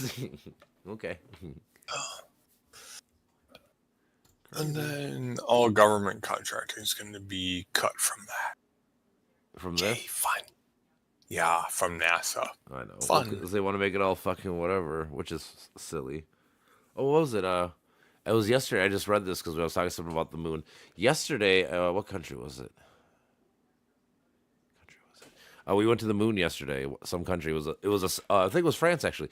I think it was the second time that a non-man mission got to the planet, like touched ground on the moon. On the moon? Hmm. Oh, It was cool. yesterday. Looks at huh. Landing yesterday. Yeah, this fiery blue ghost mission. Huh. I didn't hear about that at all. I Weird. didn't either, but it literally happened yesterday. It's the second private spacecraft to Weird. land on the moon. Oh. So Tesla's been there, now this fire blue ghost. Ugh. I flip off every Tesla I see. I really, really want to pay a Well, technically it was SpaceX, but yeah, I know what you mean. Yeah. Yeah. No, all Teslas. This was a lot. So here's a picture that it just released from us right here. Damn. Mm-hmm. And then, yeah. No, honestly, can you blow it up? Like full screen that bullshit? I can. Well, let me click it. Open tab is an image of a new tab. Let's see if I click. There we go. Oh no. Oh, nice. I can't remember. It's some. Holy It's shit. the most common basin that we see with all the craters. They went there on Yeah. purpose to. Yeah, to re-explore. Yeah, I mean, And yeah, it's also the easiest. what's the side we know too? It said that this was orbiting. It was orbiting the moon for 2 weeks, for the last 2 weeks before it landed. Oh, nice. It was just going around Nice. going around it, probably getting slower and slower, and landing eventually. Yeah, eventually, yeah. Yeah. Here's a fucking picture of it. Oh, cool. So funny that we use space blankets. It works. I know my one buddy. He just doesn't believe in. He's like, "How do you know we've been out of? How do you know we've ever gone to space and moon?" And I'm like, "What?" I'm like, "What do you think the ISS?" He's like, "How do we know it's not just low orbit?" I'm like, "Man, you're asking me a lot of questions. I got to look up a lot of stuff. I'm at work and I just don't have the time to fucking." It's like, how do you think?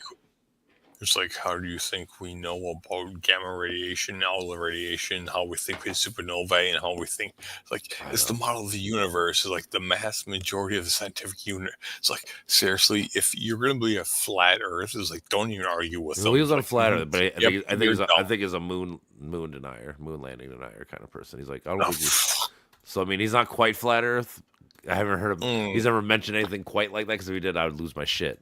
But so we speculate. yeah, he's always like, I'm not a scientist. I guess I can't know that we got him there. He's like, I just want to see it in 4K and this. I'm like, but you can. I'm always like, go look. You can watch the Earth being spun around all the time. Like there's the Chinese one that fucking does it every second. Yeah. So, Dude, I still can't believe. Oh, I still cannot believe that RK Jr. is urging people to get the MMR. Dude, you know what? Maybe he made his money. Maybe I'm saying maybe he made his money. Now he's like, all right, I got my job. I got my money. I can be honest again. Because like I said, it's ironic that he tells me not get vaccinated, but his kids get vaccinated. Like, after hearing his thing, it's like, yeah, he's the lesser of the evils. Well, out of Trump's cabinet, the thing is, I think he's very much pro Putin. I think he's one of them people, though. Yeah, definitely. Like Peter Hesketh. Yeah, well, just like all God. Trump people, they're all fucking Yeah. Russia. Yeah, pro Russia. Yeah, what happened to hating communists? Hating Russia is the generation that hated them. I know. What I'm saying it's crazy. Like I said, it's like, and now you're all pro Russian. All of a sudden, it's like, it is. It doesn't make sense.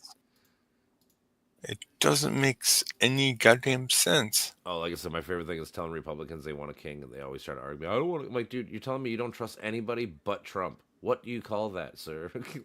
What do you call that? Like, can you explain to me what the fuck that means when you say I don't trust the FBI, I don't trust I don't trust nobody, but I trust Daddy Trump. Yeah. That is a king. You trust one man. You want one man to have all the power. At the time, we were arguing about the fucking what's it called? Where him and Pam Bondi get to be the who make the law or who write. We dictate what the law says. Yeah. Rainier National Park is hanging their flags upside down. Are they? Yep. Where's that? Rainier? Where's that? Rainier National Park. Yeah, where is that? What state? It's up north. I think it's Montana. Montana. Okay. Ooh, yeah, national parks. Like, you don't hit the Park Service. Sorry. It's not because I'm a huge Parks and Rec fans. It's because I love Dude, national, like, nature. well, yeah, you should do Nature, your man. own. Yeah. Huh. That's why I was joking. Like, it's funny. We want to go build on Mars, but we don't build the world here. That's right here. Yeah, exactly. Like, you know what? If we fix this one, easy. then we go there. I'd probably be more down with it. Mm-hmm. Let's actually do what we need to do first. Why are we trying to let the other billionaires get the fuck out of the world before it dies? Yeah. Like, we know that's what the case is. They just want to get the fuck out. Yeah, like Ocean Gate, you know. Not even that, dude. It's like they're the ones causing global warming. They know it's happening, but they keep lying about it. So they want to get the fuck out the planet by the time it fucking actually goes to shit. Kind of thing. Yeah. That's kind of what I see. All right. Going back to this video. Sorry. It's been too long. It also includes restrictions on how both the US and Russia can deploy and use their missiles, bombers, and nuclear weapon launchers. Now it's out of the window, at least temporarily, as Russia battles to overcome Ukraine. The biggest European concern related to Putin's nuclear threats came in November 2024. Putin chose that month to sign a decree updating Russia's formal nuclear doctrine. That decree, uncoincidentally, came immediately after the United States approved Ukraine's use of US-made long-range missiles on Russian territory. Yep. Among the changes to Russia's doctrine was language suggesting that Russia reserves the right to use nuclear weapons as a response to conventional weapons that it believes represent a critical threat to its sovereignty and territory. See, that's the thing. These little punk fucking fake bitches who fucking attack people go, oh, but if you hit us back with any just conventional, not even fucking cool weapons, like just Daddy's regular lawyers. Huh? The daddy lawyer, frat boy, rich boy bullshit. Pretty much, dude. I'm just saying, like, oh, but I'm gonna hit you as hard as I can. But if you punch me back, I'm gonna grab my gun and kill you. It's like you're a fucking faggot, dude. I hate people like that. Yeah. I always say you're a fake I tough know. guy. Like, fuck the fuck off, dude. It's like, dude, you beat me for like obviously you try to immobilize, like hit in a like central mass, you know. Well, not like my in thing the is, face. dude, if I'm saying, dude, if It's you fucking judo.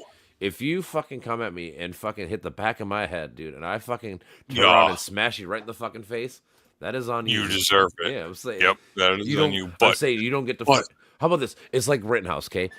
There's two things. Rittenhouse. Oh, Well, I'm saying yeah. if Rittenhouse would have pointed his gun at a dude, and then a dude chased him, and then he would have shot him, he would have not gotten Yeah. off. But the case was he got chased after first, so then when he turned around to defend himself, he was in the right because he was defending himself. He didn't point his gun. You know? I'm saying Putin I points a remember gun. Putin is pointing the gun at a motherfucker, saying, "I'm gonna do this," and now motherfucker's hunting you down. You're like, "Oh no, I'm gonna use it." It's like, no, you don't get to use it now, dude. You lost the right. Like you're not defending yourself. You started it. You're the bitch. I hate people. Yeah, like this. you threw the first punch, motherfucker. That's the whole and- point. Yeah, so And we're just like, no, we don't want it. No.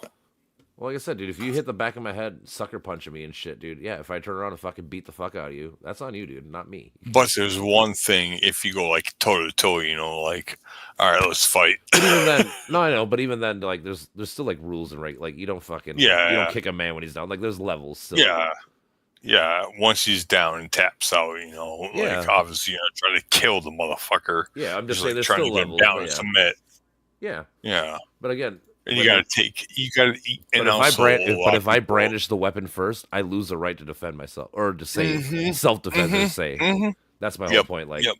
that was my Yep. whole point. Like if someone sucker punches you, I have the right to defend myself. I have self-defense. But if you sucker punch me and then I whoop your ass, you lose the right to have self-defense because you are the one that caused it. Like what's the legal term? It's the no, it's I don't know. It's aggressor, initiator. There's a better word. I can't remember the legal term. It's aggravated assault.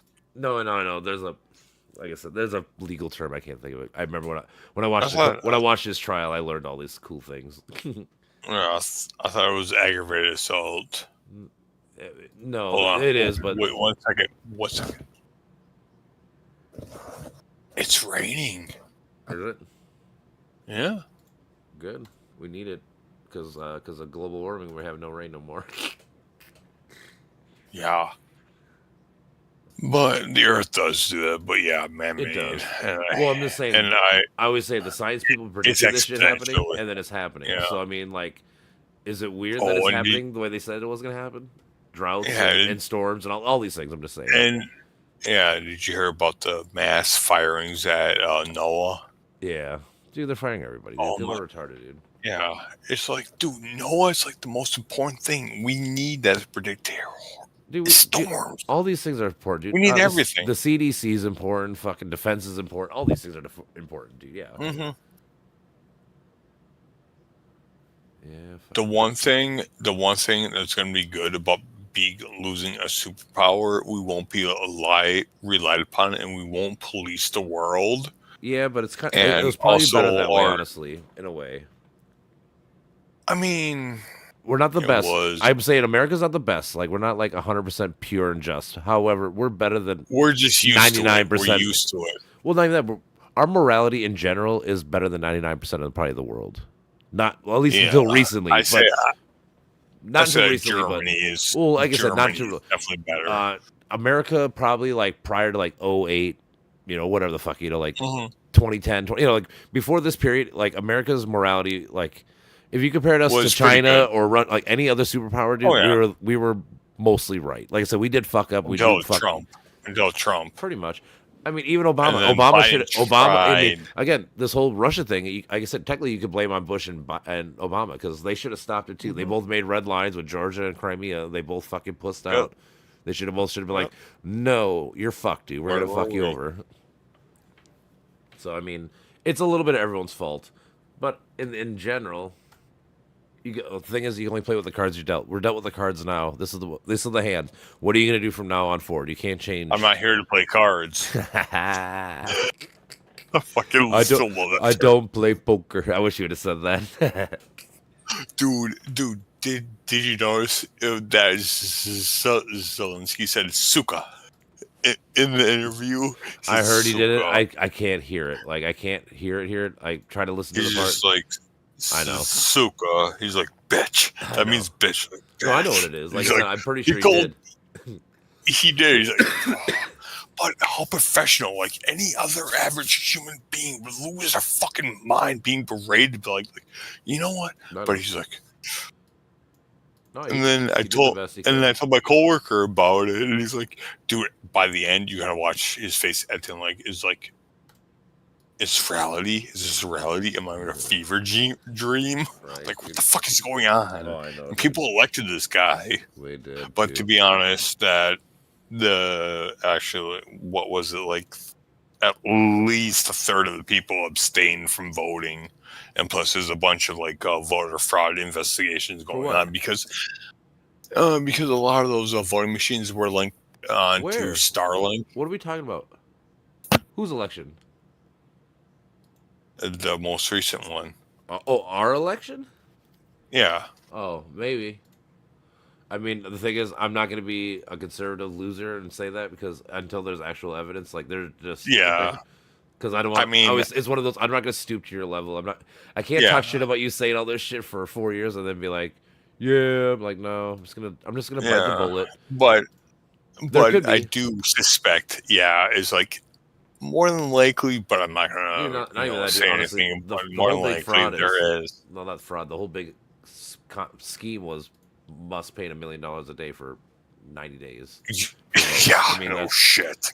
So I mean, that's a big fucking thing. Like that we do know happened. Like we don't even have to go to conspiracies. I always say like conspiracies are cool sometimes, but like sometimes you don't even have to go to these things. Like you can just look at what they've actually done that we all know, and it's fucking corrupt and horrible.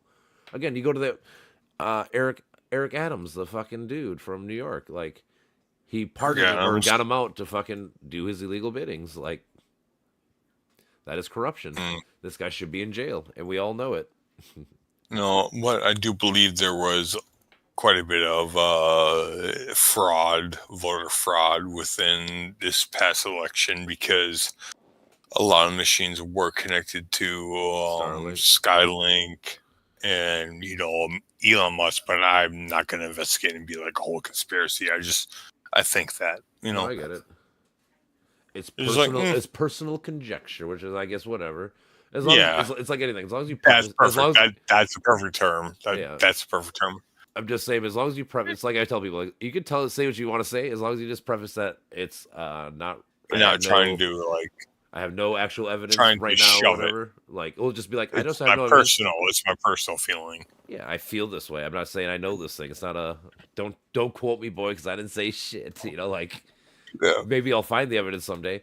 Well, that's cool. That's why we saw Brandon with all of his meta fucking physics shit. I'm like, bro, not to be mean, but you just have no evidence, so I can't trust you. But someday, if you get it, I'll believe you. You know, like I have no qualms trusting you, but I just right now you're thinking too big, bro. Too big.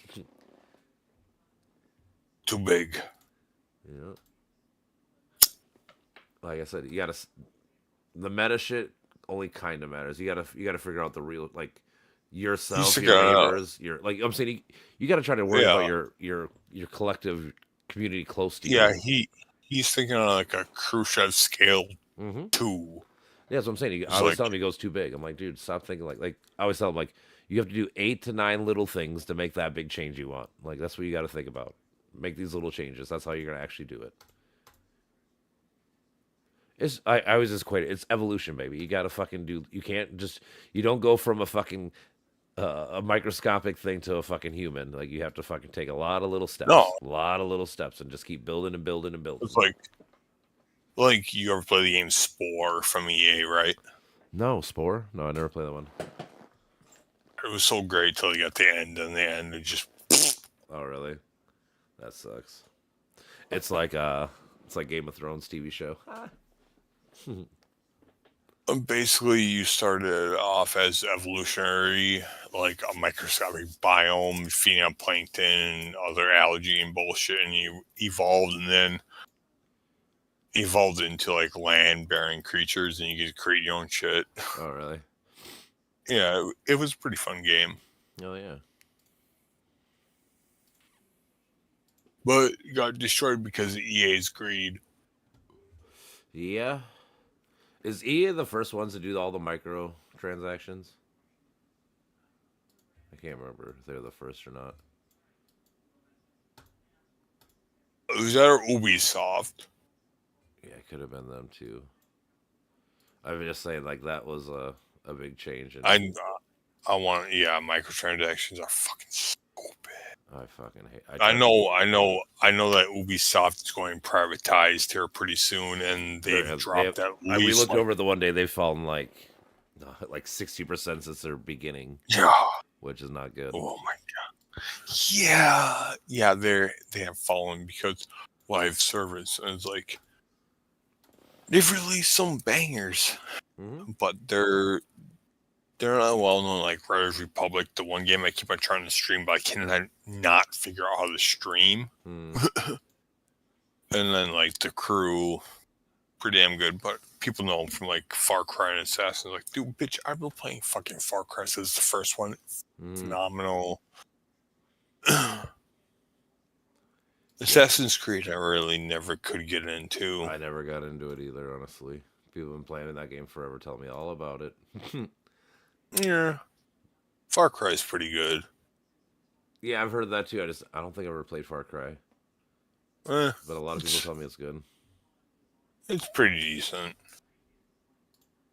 Yeah, Rainbow Six was good up until Siege. Because Siege were supposed to be Rainbow Six Patriots, and supposed to have a morality system, and then people found the online more fun, and then COVID hit, and then they decided to scrap the whole single player campaign and all that, just for the multiplayer. It's like, that's what they all do. It's like, fucking. I get why they do it, though. I mean, I get it on a business level, but it just sucks. Yeah. That's why, I mean, honestly, that's why I'll always love fucking like Zelda games and shit, because they're just one player. Fucking, they're always gonna be great because they're Zelda. It's their namesake. Yeah, they're not live service. Original IP. I mean, they still do their little fucking DLCs and shit, but it's about like getting like extra fucking maps or like lands or story mode and shit. So it's a little bit different. Yeah, it's not. But it's not a pay to win kind of scheme per se. Yeah. but it's also like fucking what Epic Games, because Fortnite, right? Epic yeah. Games. Yeah, that's what my kid plays. So you remember Unreal Tournament from back Yeah. from the 90s? Yeah.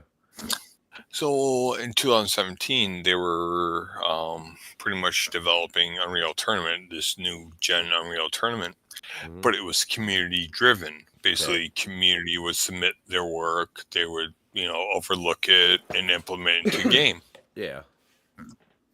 Fortnite took over. They absolutely axed it, like put it Yeah. on a chopping block and axed Unreal Tournament. Fuck Fortnite. I fucking hate that game. I've never played Fortnite. I never wanted to. Like, it just never. I have 20 minutes on it. It was the environmental one, like when it first came along. I'm like, this is fucking stupid. I'm done.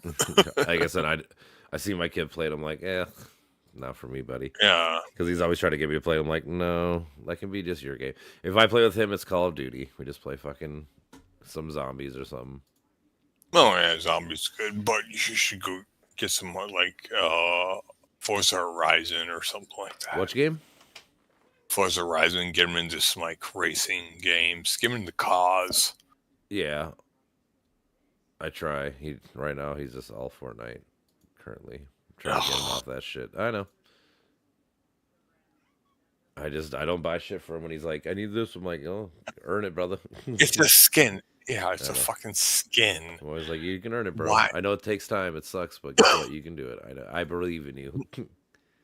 Yep. The amount of time I put in Doom 2. Oh, I know. I mean, I play the fuck out of like the Harry Potter game, dude. I pretty much have almost everything done in that game. What, the Legacy of Hogwarts? Yeah.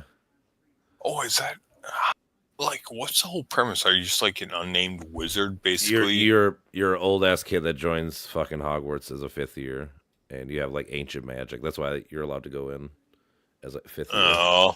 Because all of a sudden, like you can see ancient magic shit from back in the day, and it's a pretty cool story. I mean, Yeah, I never read the books, and the last one I can really actually remember was Chamber of Secrets. that was a good one. I like the 3rd movie book. That's probably my favorite one.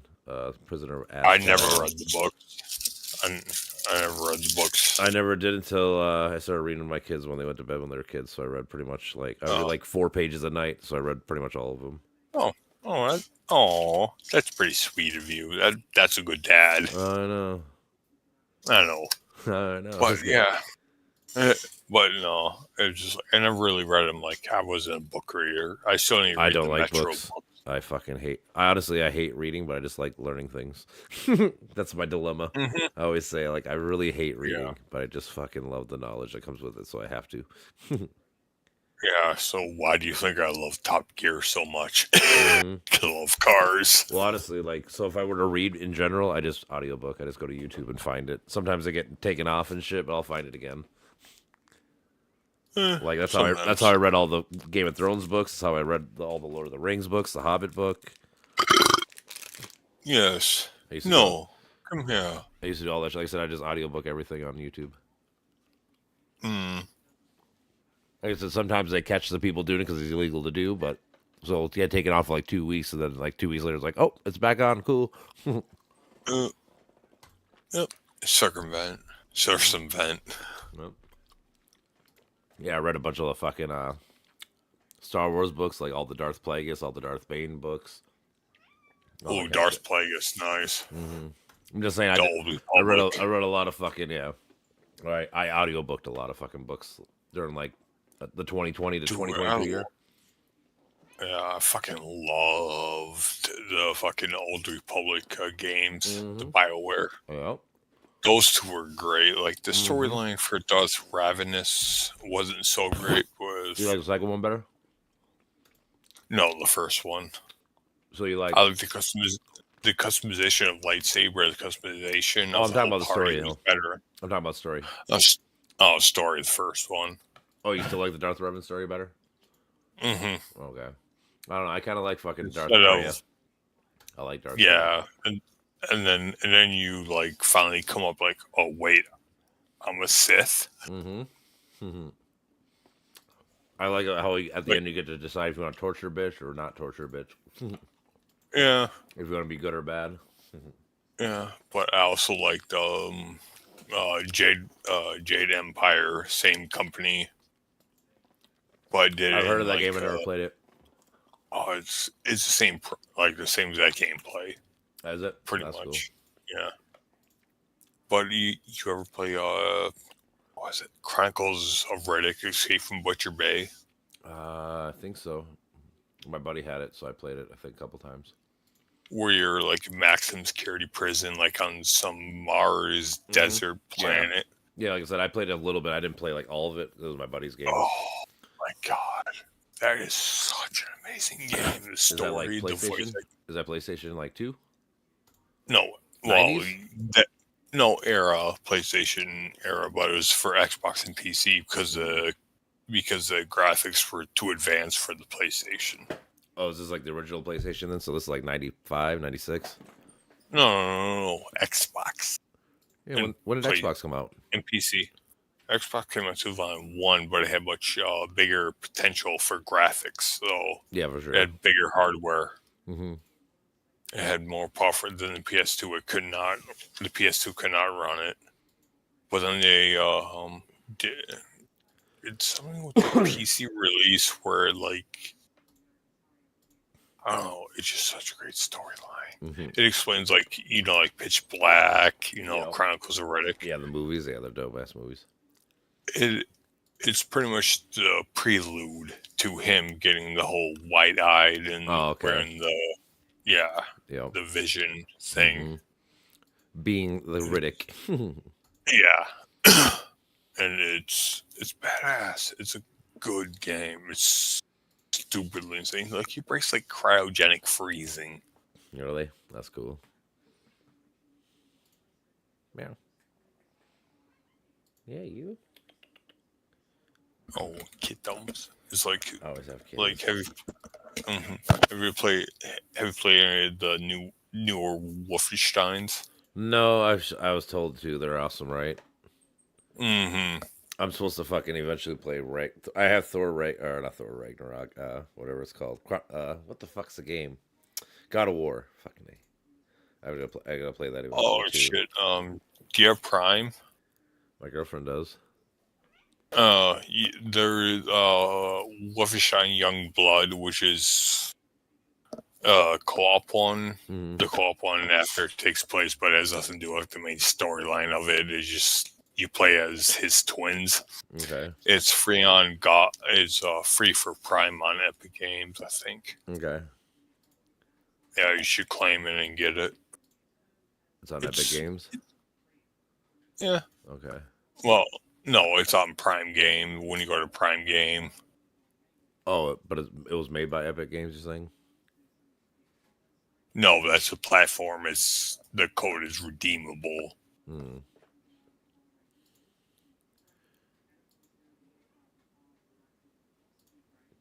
It's a fun co-op game. It's it's a really fun shooter, but the storyline's lacking. Oh, really? Yeah. Can't catch them What? all sometimes. It's not too bad.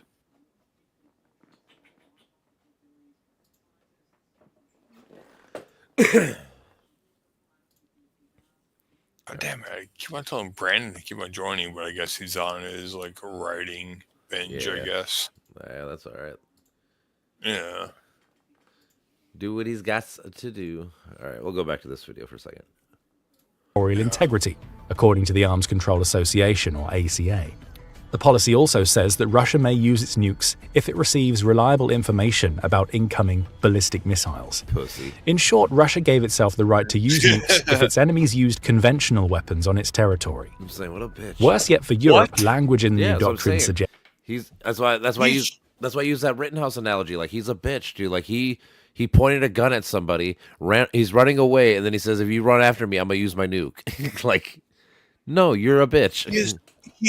No one is Geneva Convention violations. He is. If people say Trump is going to be the catalyst, No, but he's not going to be the aggressor. No. He's going to be the catalyst. Trump is just the follower. Trump is a Putin puppet. He's literally just a puppet. Yeah.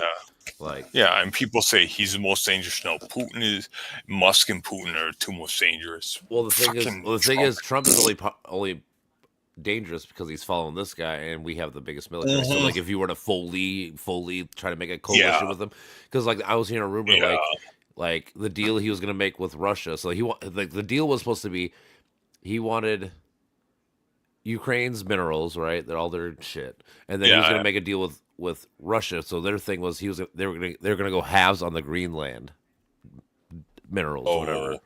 That's how he's gonna please Putin. Yeah. And make that their coalition, and then they're gonna build from that and make a fucking actual like maybe a real axis of evil all the way, you know, like I cannot believe that we are gonna be a fucking Axis power. It could be. I mean, the thing is, as long as we have, if we can just keep delaying this shit for fucking 4 years, and just keep pushing it down, and let Trump needs to be impeached, needs to be executed, and Musk needs to be the same thing. I mean, I agree. It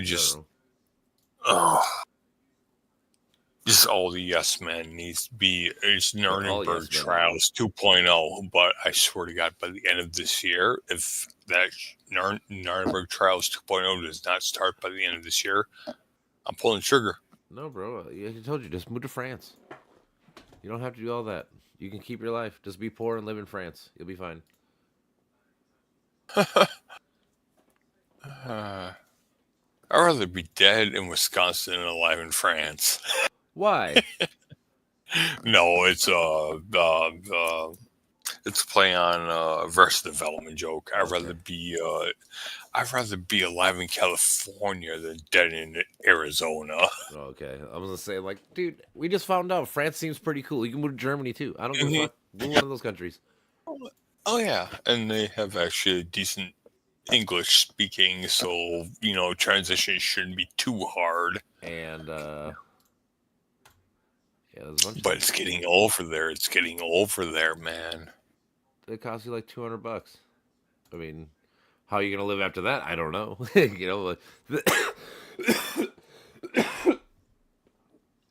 I mean, thing is with the internet, honestly, you could probably go like job hunting before you move there, or before you got there. Yeah. You could be like, hey man, this is my traits. Put it like I bet they have it Indeed or something like that in Europe. Something similar. Yeah, I suppose I should update my ID to get the fucking that stupid stamp. I guess and get my passport. That one, yeah, I was gonna say that one. You need a passport. If you get a passport, you don't even need the real ID. That supersedes it. So. The real ID just lets you travel in the state, but if you get a passport, you can travel in the states or internationally. Yeah. All right, makes sense. All right, so just get a passport. Yeah, I was saying if you can do that, just get a passport.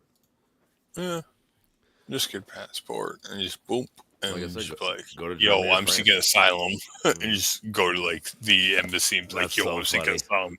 Tell people I'm seeking asylum from America. They'd be like, what? I'm like, I know, right? Who would have fucking thought?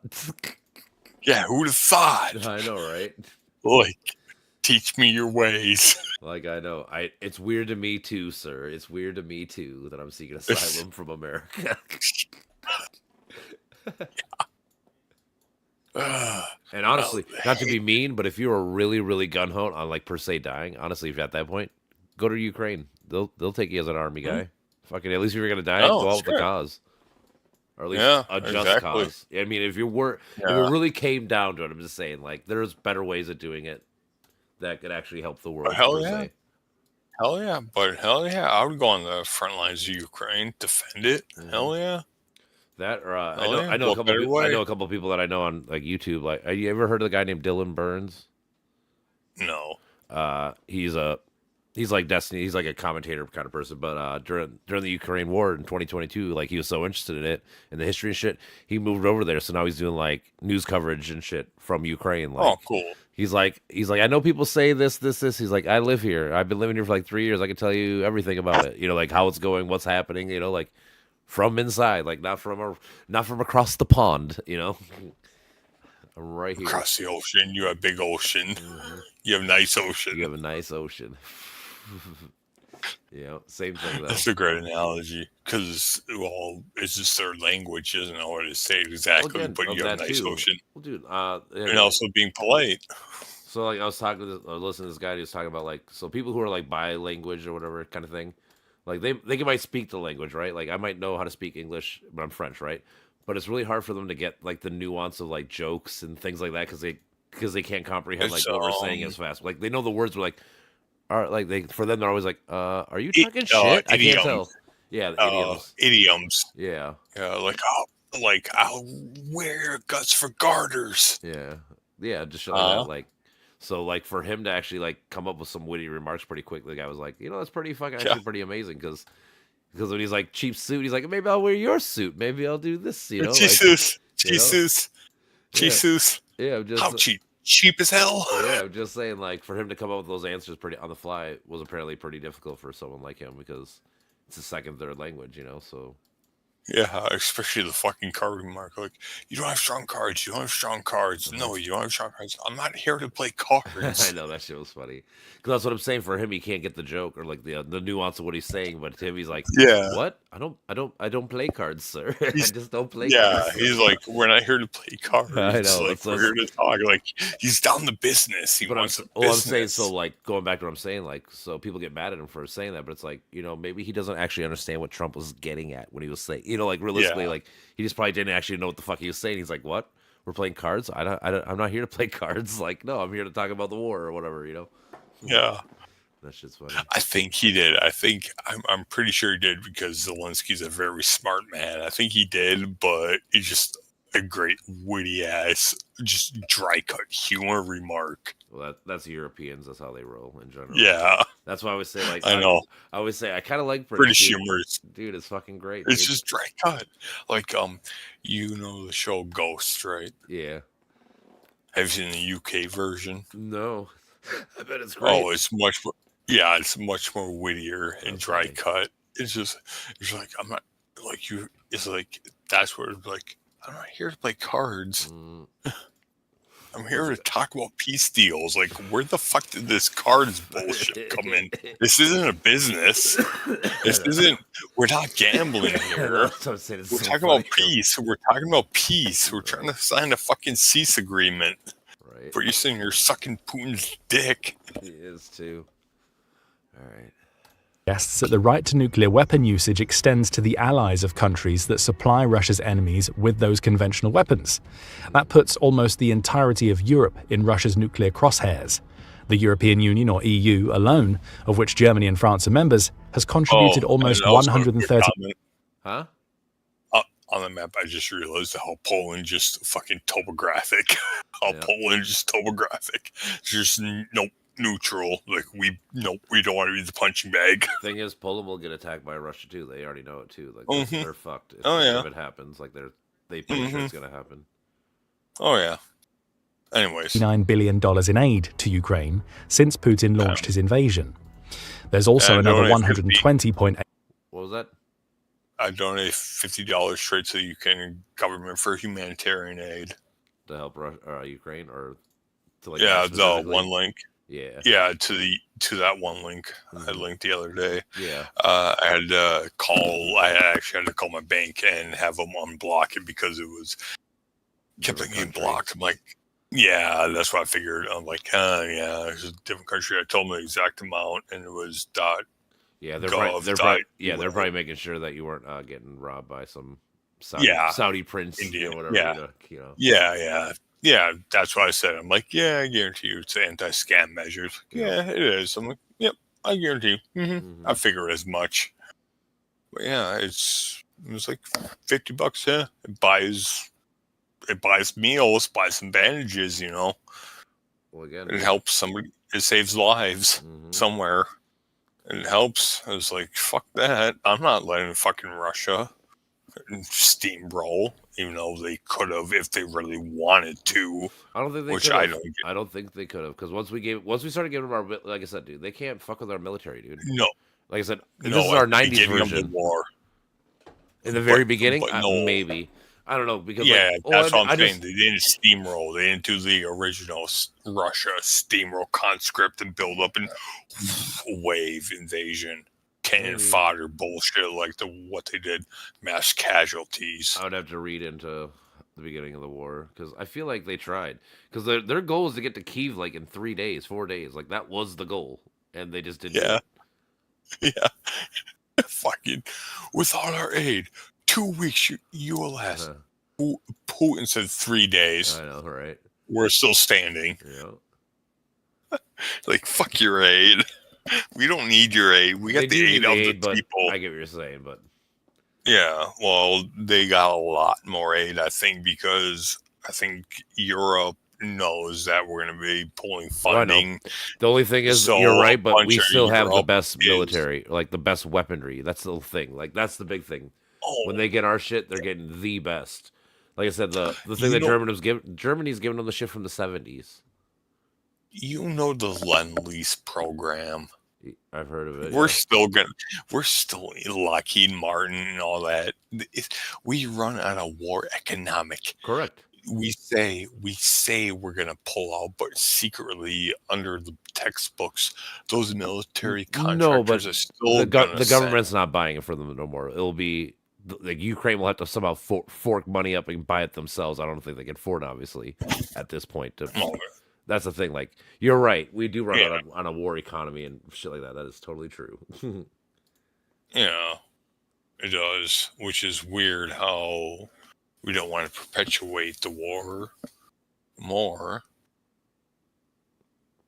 But I still think that it's going to be a Lend-Lease thing, and that because a bunch of Europeans are going to start kicking in funding, and they can still afford our weapons, and they're going to under the table buy them. Maybe, like I said, yeah, if they get enough aid from other countries and shit to give them enough money where they can actually just outright buy our shit, yeah, that could happen totally. But I'd rather honestly take European shit other than British. Fuck those SA-80s, those L-82s, those bullpup rifles. The rifles, okay. No, to me, the British ones. do you know that right now? Because I watched that documentary about whatever the guy from Frontline. Ukraine literally has the best drone program in the world now. Yeah. They do. They make boats and shit that tear down fucking big warcrafts and shit. Really? They make little drone. Yeah, they're called. What the fuck are they called? They have a cute little name for them too. I can't remember the name of them. Fuck. Dude.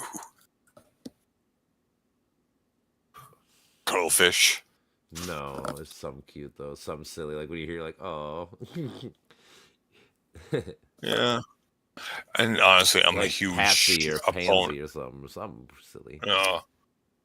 Honestly, I'm a huge opponent of AI. I believe that warfare should be fought on the front lines, and honestly, not by their, by the poor, but by the rich, the people who want it. You want it, you fight for it.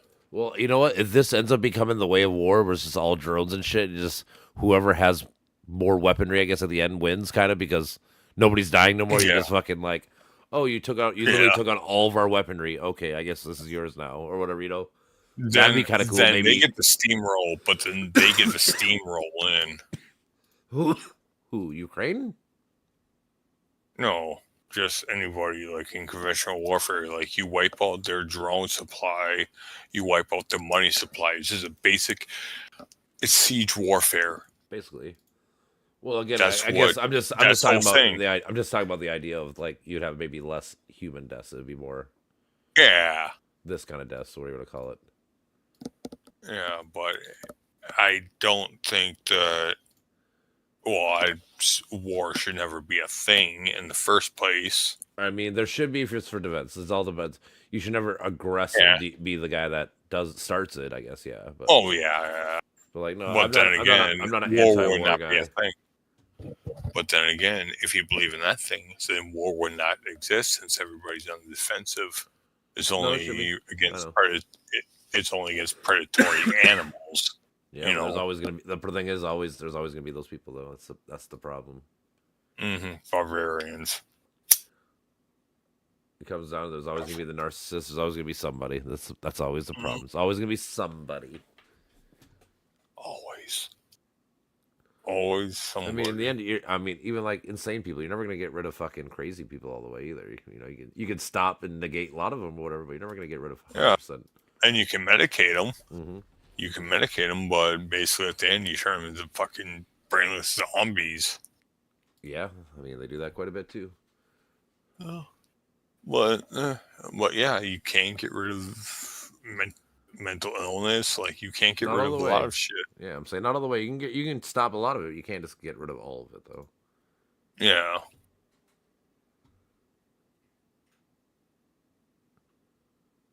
All right. $8 billion waiting to be allocated. Most of this money has gone toward purchasing new weapons Ukraine is using right now to attack Russia, both in Ukraine and on Russia's territory. Yep. Based on these actions, the conditions for triggering Putin's new nuclear doctrine has already been met. See, France- Putin's a pussy. Check it Oh. out. Because Putin's a bitch. He's a fake tough guy. That's what I try to tell people. He's Yeah, really, he is. he's really smart. Like he's a gangster in that world, but he's a fake tough guy. He's a He's a one of those, KGB agent. yeah. I always tell I use this phrase. I always say everyone's a bully until they get bullied. Like he's a bully because nobody's actually trying to bully him back. If they bullied him back, I guarantee you crumble like a ton of bricks. This bold move Yeah. is a direct response to Putin's nuclear rhetoric. Yes, Russia has access to nuclear weapons and is threatening to use them. However, Europe isn't helpless on that front. By moving some of its nukes to Germany, France places them within closer range to Russia. If Good. Putin launches a nuclear attack, France's latest move means that Europe is primed to respond. But why is Nice. France choosing to send this message now? We hinted at the reason earlier, which also brings us to the third answer as to why Yep. France has chosen now to Yep. make its move. Europe may not be able to rely on the US nuclear threat for much longer. The US is the only country in the world that comes close to matching Russia's nuclear threat when it comes to pure numbers. According to the ACA, the US has stockpiles of 5,225 nukes. Russia is a Those little are ahead. fucking It has bombs. 5,000. It's got a little bit more than us, but like I said, ours are more up to date and better off. No, I was talking the models in the background in the videos. Those are atom bombs. They're outdated. Yeah, these are like the little boy and whatever big game. Yeah. Little boy. Yeah, I know. 580 nuclear weapons. But the two are essentially equal when it comes to pure destructive force. That matters because the United States has long guaranteed Europe's safety by stationing a small collection of its nukes on the continent. The majority of those warheads are held at military bases in Germany, which is home to around 100 missiles. Therein lies the problem for Germany. In the past, it has essentially presented a nuclear threat to Russia by virtue of America's presence in the country. That threat was reinforced by America's membership in NATO. Article 5 of NATO's charter means every member of the organization is duty-bound to come to the defense of any other member nation that's attacked by another country. If Russia launched its nuclear weapons at Germany, And we France, or thought almost Nixon any... was insane. Nixon, Yeah, we thought he was insane. he was for his time, but yeah, when you compare it to now, no. Like yes, he was, but no. Holy the shit. other European yeah. nation, it would likely have been met with US nuclear missile strikes. Only that isn't guaranteed anymore. According to Newsweek, Trump is already planning to withdraw 20,000 of the 100,000 soldiers the US has stationed in Europe, cutting America's forces on the continent by a fifth. Trump's first stint as US president also saw him make numerous threats that he would withdraw the US from NATO. At the time, how much fellow NATO countries paid toward their own defense was Trump's big issue. Most weren't meeting NATO's 2% of gross domestic product or GDP guideline on spending, leading Trump to claim that the US was essentially paying for Europe's defense. Trump wasn't necessarily wrong That's with what he these. always says. Even though I think now it's like 10 out of 24. Like they've been catching up. A lot of people have been coming back up. claims, and though he's pulled back from Hopefully, his I talk of quitting wanna NATO. stop. I just hope that NATO can survive without us, but At least it's just gotta last at least 4 years. no, I think it's gonna fall. He's gonna get impeached pretty fucking soon here. I just hope that. I was hoping that this fucking would have triggered more people to fucking get off his fucking trip. Like, you see what he's doing to our allies? Like, the whole world hates us. Oh, Like, it's like- more and more and more and more people. It's just remember that interview was just less than a week ago with Zelensky Not and even. Macron was like, It was like a 4 week. days ago. Yeah, and the Macron one was what, That's like a week ago. before that. Yeah, that. Yeah, it's like it's steamrolling. It's steamrolling, and Mhm. people are starting to wake up. Some, I They're mean, starting I to love actually watching see. I love going on the Republican shit and seeing who hates them, like who's actually like, oh, It's like, starting to steamroll. mm, People are in starting his to wake up. second term as president, you have to believe that all of these threats play on Europe's collective mind. Many on the continent don't trust America's president. They worry that he might pull even more American troops out of Europe after the initial 20,000. If that happens, what does it mean for the US-made nuclear weapons stored in Germany? Do they stay where they are? The nukes fall under the NATO umbrella, but that might not mean much if Trump starts considering withdrawing the US from the Collective Defense Organization again. France's move is a They stay and they belong to NATO. I believe if they're within NATO country, they belong to a they're NATO. in If Germany, they're so yeah, outside, these nukes so that we have. technically they are NATO. They're NATO nukes. I mean, yeah, If I they're mean, it foreign, comes down to how you're gonna argue, because again, it's gonna come down to a court case if it happens. yep, and it's going to come to a It's lawsuit. And it's gonna come be down blocked. to the It's ICC. gonna I'm be pretty blocked. sure ICC. Yeah, it's going to be blocked, and they're not going to be removed anytime soon. He's going to try to, but somebody's going to try to fucking sue him out of it, so it's going to be a deadlock. But if it comes down to it, they can still be used. Though Yeah. that's pretty much what all the opposition of Trump can do is pretty much just tie him up in lawsuits for right now. Yep. You know, For 2 years, he's got to do it for 2 years, because if he can get the House or Senate, one of them at least. yeah, until the midterms. You know, that's what I'm saying. That's the most, because people want Dems to do more, and I get it to an extent, but it's like, what can they do until they And don't have any power? AOC is screaming like, we cannot play nice. We cannot play nice no more. Yeah. Like, they've been trying to play nice. It's like, they don't play nice. They don't play nice. Why the fuck should we play nice? Right. It's like fight fire with fire, and we got the more legitimate reason to do it. Yep. Because I believe Chop. in democracy. Mm-hmm. to the American system as much as it is to the Russian one. It's Europe's not-so-subtle way of telling Trump that the continent doesn't need him.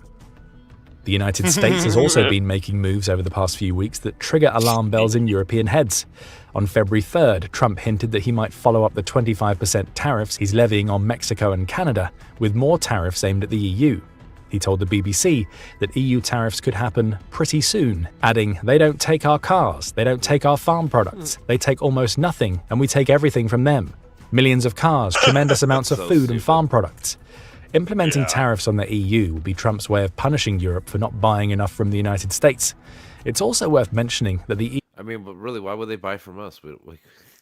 They have a bunch of countries They're still- here. They're, like I said, they're basically Yeah, mini they're- America. They already have all the shit they need basically there. Yeah, they're self-sustaining. Why import if you don't need it? You know, You know? it's common economics I know. 101. I'm gonna roll a couple cigarettes and right back. But yeah, I agree. Stupid. Common economics.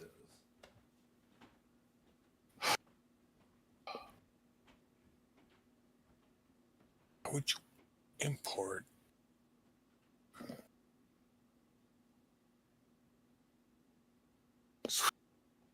Fuck that.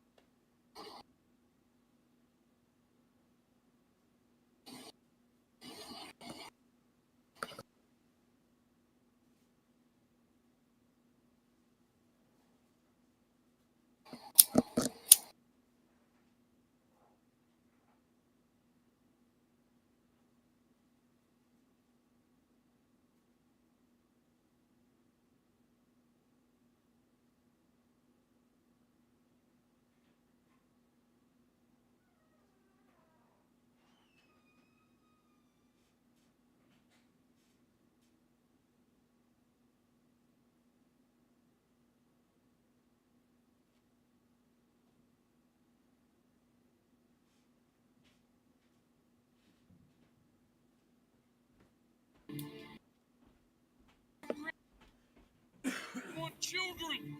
That's why I always came on Grand's tits. But then one night, I'm having sex with your grandma, and she sticks her finger in my ass. She had something. You like this meme I just saw? It says, I was just following orders, was rejected as a defense at the Nuremberg trials. Just saying, people. Like, you can't just say, I was just following my orders. Like, no. You fucking... You're gonna die too. You consciously knew. And also, I'm in the process of, I deleted my Facebook account. Did you? Yeah, because I'm getting targeted by a lot of pro-Israel and pro-Trump, pro-conservative shit because, a lot of political shit. Yeah.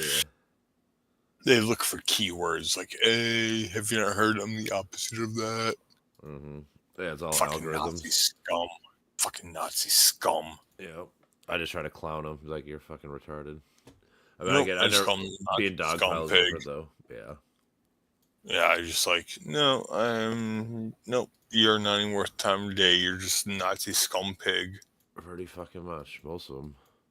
Like I said, there's one Republican, he was even saying something to these people. He's like, are you guys just saying this because you're racist? He's like, that's pretty fucked up. Like, there's a reason for these things, but, like, you guys are just arguing dumbly. Like, thank you for at least admitting that you guys are fucking retarded, and most of them are probably racist. That's all I need to hear. Good faith. The EU has condemned Trump's decision to levy tariffs against Mexico and Canada and says that it will respond firmly if it becomes a target. More signs of fractures between Europe and the US came on February 24th.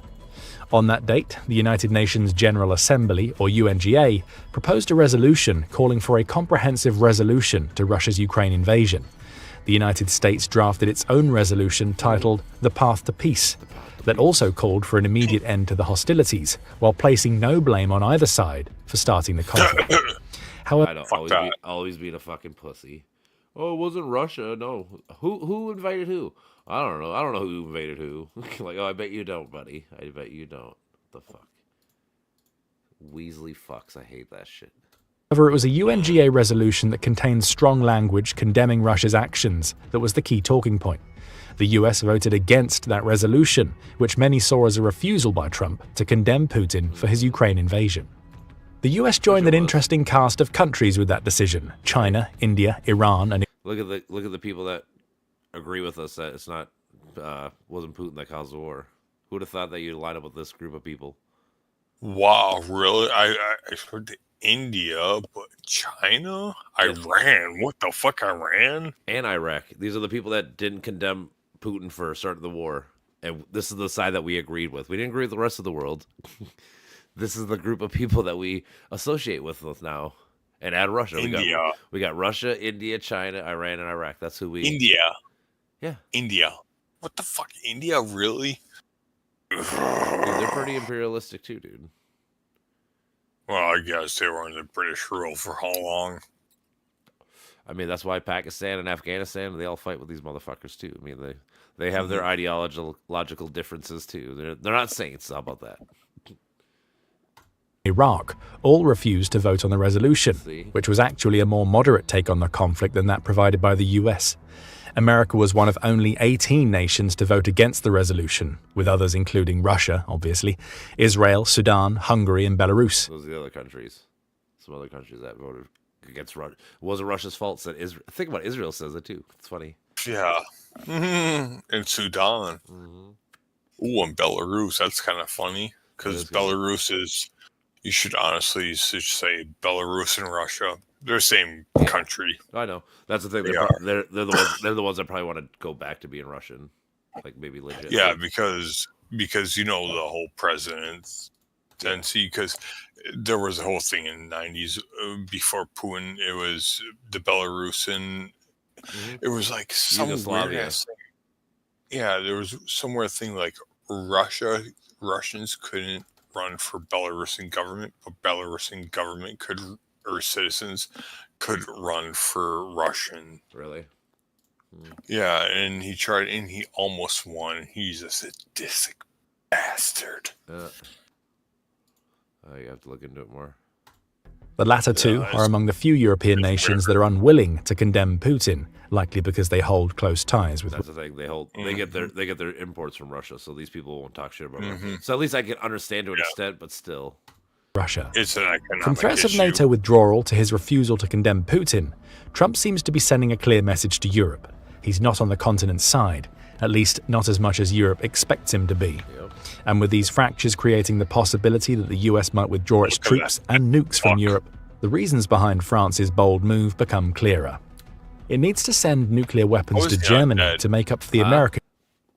How is he not dead yet? Because he turned his head at the right moment, apparently. No, I mean just Because he's rich. Just- Dude, he's got the best healthcare, dude. Isn't it Yeah. weird that almost all billionaires live to like 90 plus? You know, they all do. Yeah. Because they're all fucking rich to get the best Yeah. healthcare. yeah, I'm saying, like and people wonder why we want better healthcare. Well, because there's a reason. Because there's healthcare that these people can get that we can't get. Right? It's already two-tiered. it's like I'm not here to live forever. I just want when I Breakdown. fuck up and breaks my body breaks down or my body gets cancer. Like I want good ass healthcare, but like cancer, like it's gonna cost a lot because obviously RNA, DNA, it's specific to each type. We've had this conversation. Yep. It is difficult. Like I said, it's just Yeah. like it's a computer, baby. But- So if you get one corrupted cell, good luck. Yep, fun. Yeah. But anyways, yeah, it's just like the basic like you have pneumonia, you get the penicillin and all that shit, and it costs you jack shit, Mhm. Yeah. like standard health care, general again, checkups. It's like this. Me and this dude were arguing with these Republican people. We're like, who creates the new drugs? Like, who actually pays for the drugs to be created? Do you know who creates? You know who creates the drugs, right? Who pays for it? Big Pharma, You bet. Walmart. It's fucking the government. Our government pays for it. We subsidize these colleges or whoever to research, to explore, to find new medical shit. So it's the government that comes up with it, and then private organizations come in and make it for cheaper and make money off it. But like me and you were saying, like, what if we just cut the middleman out? We went from the government making it just to the government giving it to us. Wouldn't that just save you money because you would cut out the middleman just on economic Money. principle? Like I'm just saying, Money. I'm just saying, like I was using the analogy of like, how did Amazon get big? Because it cut the middleman out, right? Like that's what people do. Like that's what we do. Like. Yep. Why wouldn't you do it with your healthcare? The government created it. Why don't you just let them sell it? Then you won't have you won't have a third party actor making money off the thing. You're increasing the price of it just by that alone. Exactly. Nukes that Europe might lose. Of course, none of this is guaranteed. The US may not withdraw its nuclear weapons at all. However, France's decision indicates that many on the continent are now taking the need to protect themselves, with or without American involvement, far more seriously. That's the fourth answer to the why now question. France is planning on shipping nuclear weapons to Germany because it believes it's about time Europe started taking care of itself. Macron hinted at this during his joint interview with Trump at the White House on February 24th. In addition to powerful interrupting enough. Trump, If they unite, they're powerful enough. Well, that's what I'm saying. Like, if they were smart, like the European Union idea, they should literally And just go with it, make it. they're about to. Well, I'm saying this, They're they about should to. change it all and just make it the United States of Europe or something. Oh, not that. I just say European Union and cut out all the ones that are aligned. I know, but I'm saying, would you keep them countries or you make them independent states? How would you do that? I would just say keep them as their own. I would say states, but countries at the same time. Like keep the same names, but make them Yeah. states. But like eliminate like a lot of trade taxes and tariffs, and I don't know how that works in Europe, honestly. I don't know if they actually do that a lot or not. Honestly, Yeah, because that was the whole point but of it. like It was supposed to be free trade. Tolls and all that shit. Like Well, I'm guessing tolls is there to raise like taxes for like that country / whatever you want to call it, state. Yeah.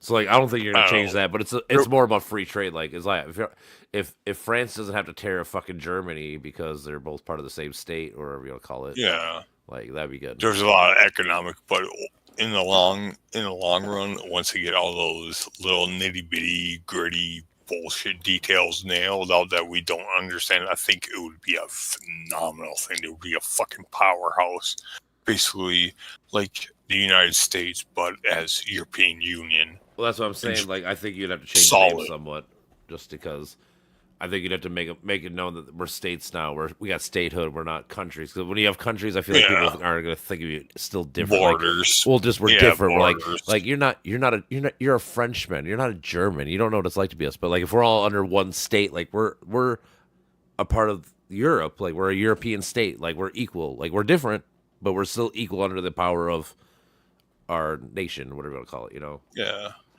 So. Yeah, I get it. Yeah, it's more statehood. Yeah, I'm saying that's how I would define it. I'm saying they can do whatever the fuck they want to do, obviously, but call it whatever the fuck provinces. Yeah, I'm saying whatever the fuck they want to do is what they want to do. I'm saying if I was them, that's what I would do. But that's good.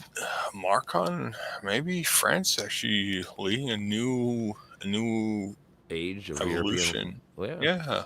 Maybe numerous times to correct him on various issues, such as how much Europe has collectively spent in Ukraine, Macron also called on Europe to do more to protect the continent. I'm here as well after discussions with all my colleagues to say that Europe is willing to step up to be a stronger partner, to do more in defense and security for its continent, and to be engaged on trade, economy, and investments. I mean, like, literally, this sounds like what America used to be like. Like, he's just literally taking like, America's blueprint. He's like, hey, let's just do it here.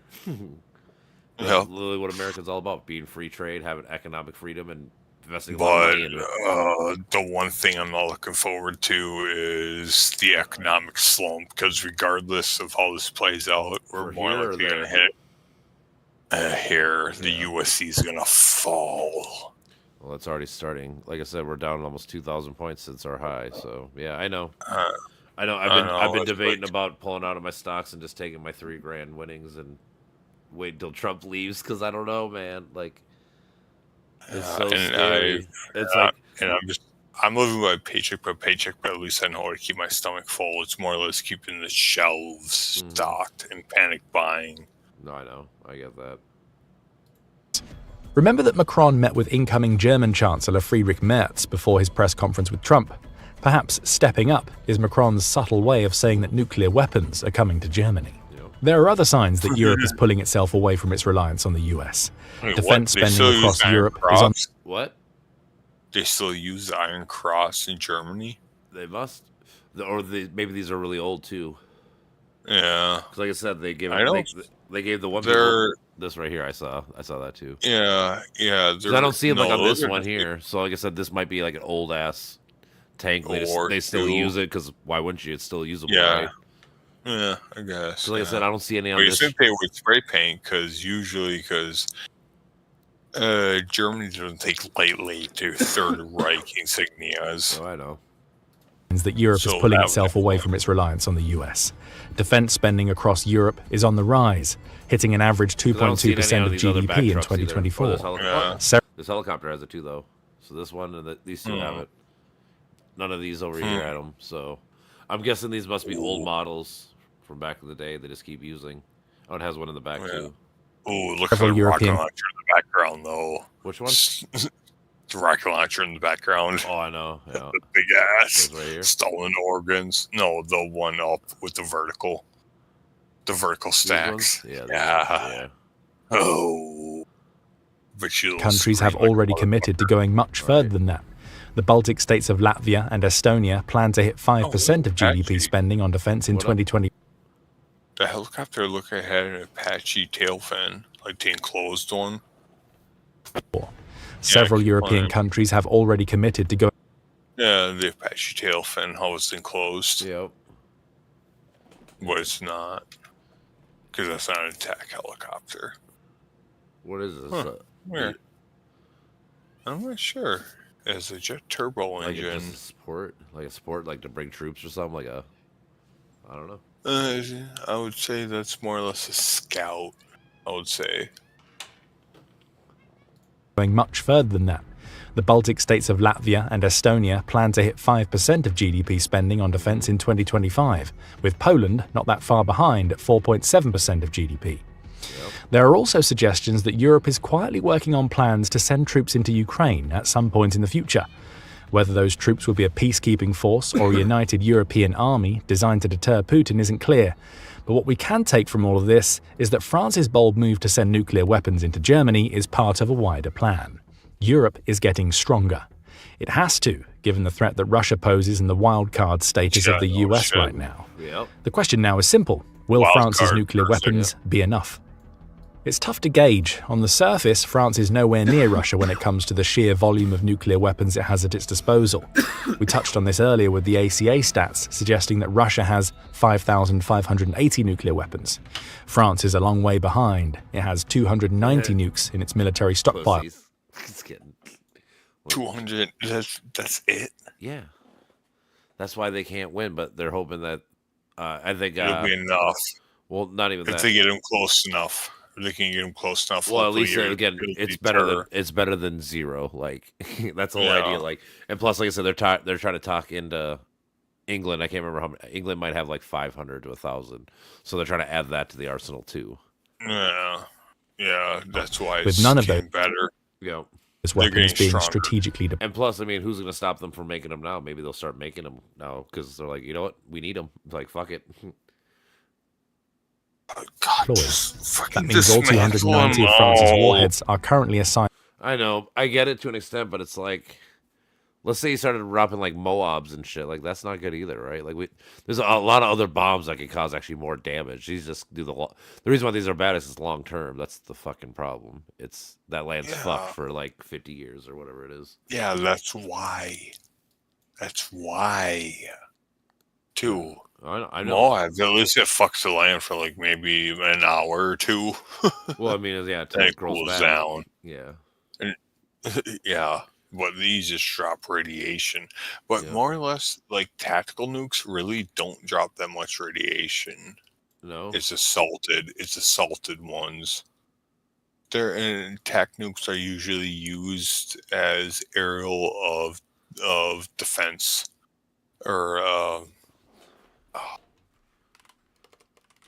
area of denial. Like you lob one into a valley, they can't enter that valley, and they got to go around that valley. You know. Yeah. But still, it's battlefield and military situations, mostly with friendly forces in proximity. Gravity bombs. Generally smaller and explosive power, they are defined in contrast to strategic nuclear weapons, which are designed mostly to be targeted at the enemy interior, far away from the war front against military bases, cities, towns, blah, blah, blah. No tactical has ever been used. Right. You just can't lob nukes all willy-nilly. I know. Tactical nukes include gravity bombs. Have we ever used these? I don't know what the fuck a gravity bomb is. It's unguided. It's one that you just drop. Oh. It doesn't we don't have no fucking sensors on it. I thought it was guided. It's an unguided. It's an unguided missile, basically. I thought it was going to be like some sort of physics, like gravity. So did I. That's why I clicked and looked. I was like, oh, unguided. Yeah. Okay, it's called a dumb bomb. Yeah, all these things. Yeah. Oh, yeah. You gotta drop it. Yeah, you can put them in them short range missiles, artillery shells. Like what kind of artillery? Yep. It was only tested once. Yeah, that picture. It was tested once. Depth charge, torpedoes, Yeah, landmines are not. There's no exact definition of tactical category. That's funny. It's a broad ass term. Nobody even knows what. Yeah. Lower than the ranges yields. Yeah, it's lower than others. Severe. A 200 kiloton warhead was intended to arm both rocket depth charge and strategic blah, blah, blah. About 10 kilotons or potentially hundreds, several thousands of that wars. So they're still fucking like 100 times more powerful than the Hiroshima. Yeah. Like they're still fucking. I'm just saying those are bad, right? So I mean, it's crazy to think about. Like our small little pussy ones are 100 times bigger. Yeah, have you ever seen the Tsar Bomber? Dude, I watched all the fucking biggest bombs. It's fascinating to me. Yeah. You ever watch those? All of them?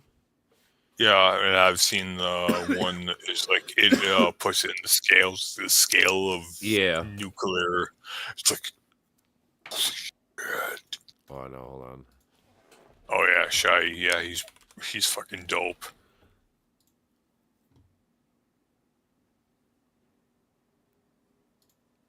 I watched this When it shit. was the right time for my wife and I to launch our I small love this business, shit. I we don't give a chose fuck. It's legal always cool to me. It's create our fascinating. LLC. See how crazy it is.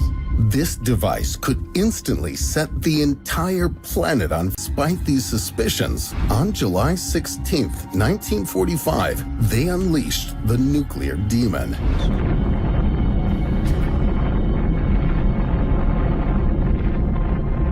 The first detonation of an atomic bomb named Trinity was so powerful that a huge fiery mushroom cloud higher than Everest rose above the New Mexico desert. And since the worst fears were not confirmed and all hell didn't break loose, humans decided that they tamed the nuclear demon. But that was only an illusion. In this video, you'll find out, how did an underground explosion affect outer space? What atomic test was so powerful that it was dubbed a second Hiroshima? And most importantly, what nuclear test? No, Castle Bravo. Oh, Castle Bravo. Yeah, the last one with the ships. Yeah. Turned out to be exceptionally destructive, to the great surprise of even. Wasn't it our most powerful one we ever That might detonated? be. The two most powerful ones were Russian. I know that. Yeah, and Military. the weird thing is, I know it's never been linked, but you know the whole ozone layer, how they Yeah. blame it on CFCs. Like, Yeah. well, yeah, that was obviously Part of scientifically it. proven. Yeah. Yeah, but I really think it was the radiation from the atmospheric test, because I know. radiation, high atmospheric, it fucks, but it fucks with atoms bad. It tears them apart. Well, you're basically putting like a sun up there, almost, right? You know, Yeah, in theory. yeah, and it's the two super world powers, and it's Cold War, and neither one wanted to admit it, and they just blamed it strictly on that. It's like, Yeah, I know. and then we stopped atmospheric testing, and also banned the CFCs, and it started Yeah. closing. Yeah, It's I know. definitely the huge they both thing. played. the They both huge played a thing. part. Yeah, for sure. Yeah, You probably needed the chemicals in there, but also the nuclear bombs probably made it faster. or punctured. worse. Yeah, it punctured. I think it punctured it. Because if it's just chemicals alone, I would see it like being corrosive, like just chewing at layers. Yeah. But it was definitely the sharp explosion and the sharp radiation just puncturing that hole, and it made it worse. Like an infection on a wound, like a recluse, hmm brown recluse spider bite, the bullseye. Yep. That's how I see Services. this.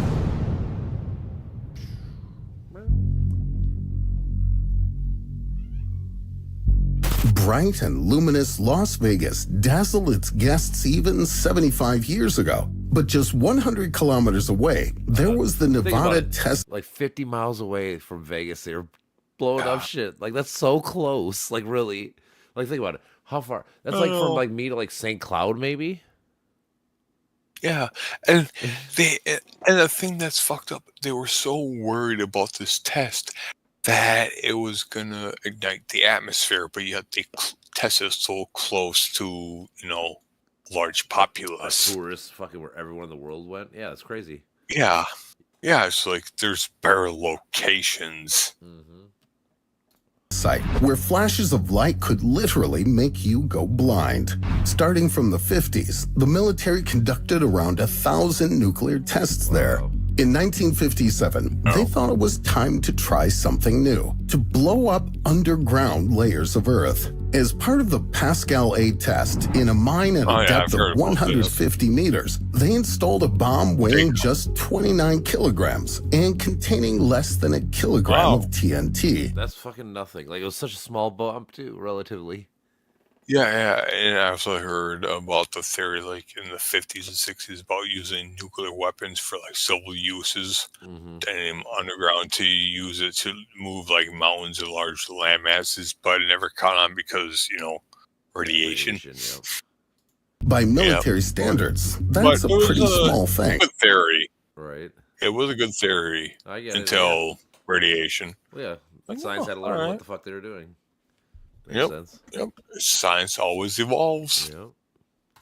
Scientists expected that all the explosion energy would stay in the mine tunnel, but the nuclear demon wasn't going to be cooped up.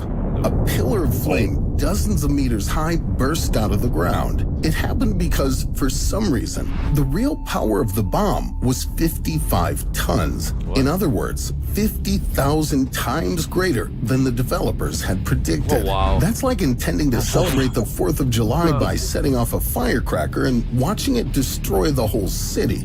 But even after such a vicious prank pulled by the nuclear genie, the When it That's comes to fucking eating nuts, well, dude. That's crazy to think about. 10,000 times stronger. Jesus Christ. Blue Apron makes it easy. Skip the store, save time. military That's a fucking big whoops-a-daisy. Yeah, that's worse than. What was the biggest oops-a-daisy? I don't know. Oh, it was. Was it Castle Bravo? That was supposed to be like 50. It became like 50 times more powerful than what it was supposed to be. Yeah. I mean, that's a bad one, too. Yeah. But like I said, this was 1,000 times. Because like I said, it was supposed to be small as fuck, and it ended up being not. So that's crazy. Yeah. insisted on a retest that was called Pascal B. Only this time, the mine exit was sealed with an iron 90-kilogram cap. no. That one would definitely No. withstand any blast wave. No need to worry. That's what scientists thought. Yeah. And they were wrong. Right. The explosion struck the cap with a yield of 300 tons and knocked it out at an unbelievable speed of 66 kilometers per second. This is 6 Incredible. times higher than the escape velocity of the Apollo program. What'd you say? You created a bullet. It's like, how do you not understand how a bullet works? You literally created a permeable shell with an ignition point filled with a bunch of fucking Gunpowder, explosives. basically, yeah. Yeah, and then with a weak seal You know, I'm just with a saying, projectile. 41 miles per second. Yeah. That's fucking crazy. per second. This is 6 times higher than the escape velocity of the Apollo program That's rockets crazy. launched a decade later. Actually, that cap could have become the first object to travel into space on behalf of the U.S. in 1957. But, of course, it just probably vanished into the atmosphere. Meanwhile, the Yeah. released nuclear demon was Iron. only That's funny because it never came down, so obviously it got evaporated or went out in space. warming up on American Yeah. soil. It's only made of iron, You know, raw iron. you know. So yeah, it This probably got piece hot of and just melted. paradise is Bikini Atoll in the Marshall Islands, although only a madman would want to spend a vacation there in the late 40s. That's because the U.S. military carried out almost 24 devastating nuclear tests in this region. In July 1946, as a part of the Baker nuclear test, a fleet of 90 target ships was assembled off Bikini Atoll to study the consequences of an atomic blast at sea. The bomb was attached to the bottom of a landing ship and lowered to a depth of 27 meters. The explosion 89 feet, that ain't much. No, but even still, holy fuck, look at that shockwave. So I'm saying, And 80, all this shit. why would you think 89 feet deep would be enough? I guess this is 46. This is before the other one, so yeah, they're still stupid on this. Like these are like probably the first ones ever after the. Yeah, You know. yeah. After the testing, it's like, all right, we tested from the air. How about under sea? I guess. And underground and up in the atmosphere. Yeah, they tested everywhere. yield of 3 You know, it was up in. I think it was JFK and them. I think that's when they finally stopped doing that. Actually, Yeah, that's when they started limiting. Damn, look at that fucking. that's crazy. blew the ship into vaporized. atoms and created a water column as high as 2.5 Burj Khalifa towers. And when hundreds of tons of water collapsed down, they triggered a tsunami that claimed 9 target ships. However, the rest of them were even less fortunate. The nuclear demon showered so much radiation on the remaining fleet that all the ships had to be sunk. But the military guys were rather excited. 6 years later, on the neighboring Eniwetok Atoll, they built an evil device able to greatly increase the nuclear demon's power. They tested it on November 1st, 1952. The test, codenamed Ivy Mike, released 10.5 megatons of destructive Ivy Mike. energy, which equals first 400 H-bomb. Baker tests. That was Do you think this is the first H-bomb? Mm-hmm. Okay. Look at the all first the American thermonuclear bomb in history, in which the energy thermonuclear. that appears as a result of nuclear Chest, feet, and even down there. Even down there. That's care everywhere, everywhere. Gummy Dove. With the Planet Fitness Black Card, you'll get your first month free when you join today. Sign up for just $1 down, nuclear decay sources fusion and creates even more destructive and deadly force. That was why the mushroom cloud of the Ivy Mike boiled up to 37 kilometers into the Christ, skies, 23 miles. which is nearly as high as 2 Manhattan Islands. The monstrous power almost fucking literally nuts. evaporated the atoll Yeah. and contaminated the Did you see that picture? Yeah, Right here it goes I know over. the Ivy. Yeah, monstrous the Ivy power Mike. almost literally evaporated the atoll. That's fucking crazy. This whole fucking place gone. Yep. Ivy Mike was the first thermonuclear bomb, H-bomb. Yeah, this shit is... See why I want them gone? No, of course. But again, I guess you could argue that they've been it's been good for us in a way too. I get it, but I get it. The destruction, especially like these ones. These ones are you'll just fucking murder. everybody. I honestly rather just go back to conventional warfare, to be honest. Yeah, But let the rich die. I know. It's in your best interest. Let the rich die. That's the thing. The thing is always the rich pay the poor people. That's why the song says, "Why do they always send the poor?" Because guess what? Poor people need money, and they'll go, "Guess what? I'll pay for you to go fight for this. I need And the guess money." who also gets nuked? Guess who also suffers the consequences? Poor people. I know. They But always it's do. much worse. Yeah, we always get the brunt out of it. Always. Mm-hmm. Atoll and contaminated the surrounding area 56 kilometers in diameter with nuclear fallout. The military sent 3 planes to the dangerous cloud to get air samples for further studies. One of them never returned. The nuclear demon devoured Captain Jimmy Robinson without a trace. The pilot is still considered missing. The other planes came back to the base with samples that revealed to the world 2 new chemical elements, einsteinium and fermium. In the meantime, another nuclear demon was gaining strength halfway around the globe. And this one Hold was on. much One more second. Got you.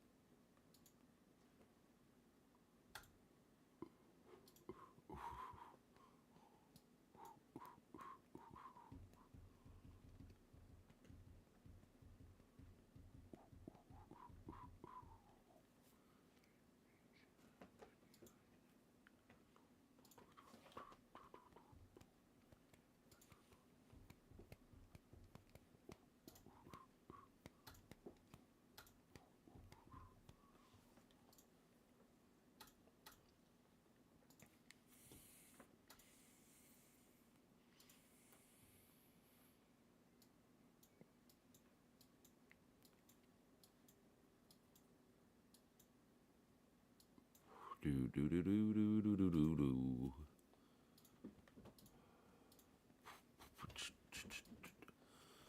What is going on?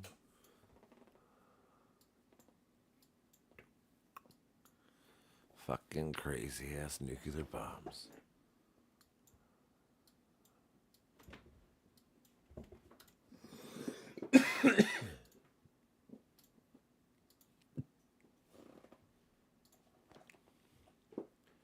Do-do-do.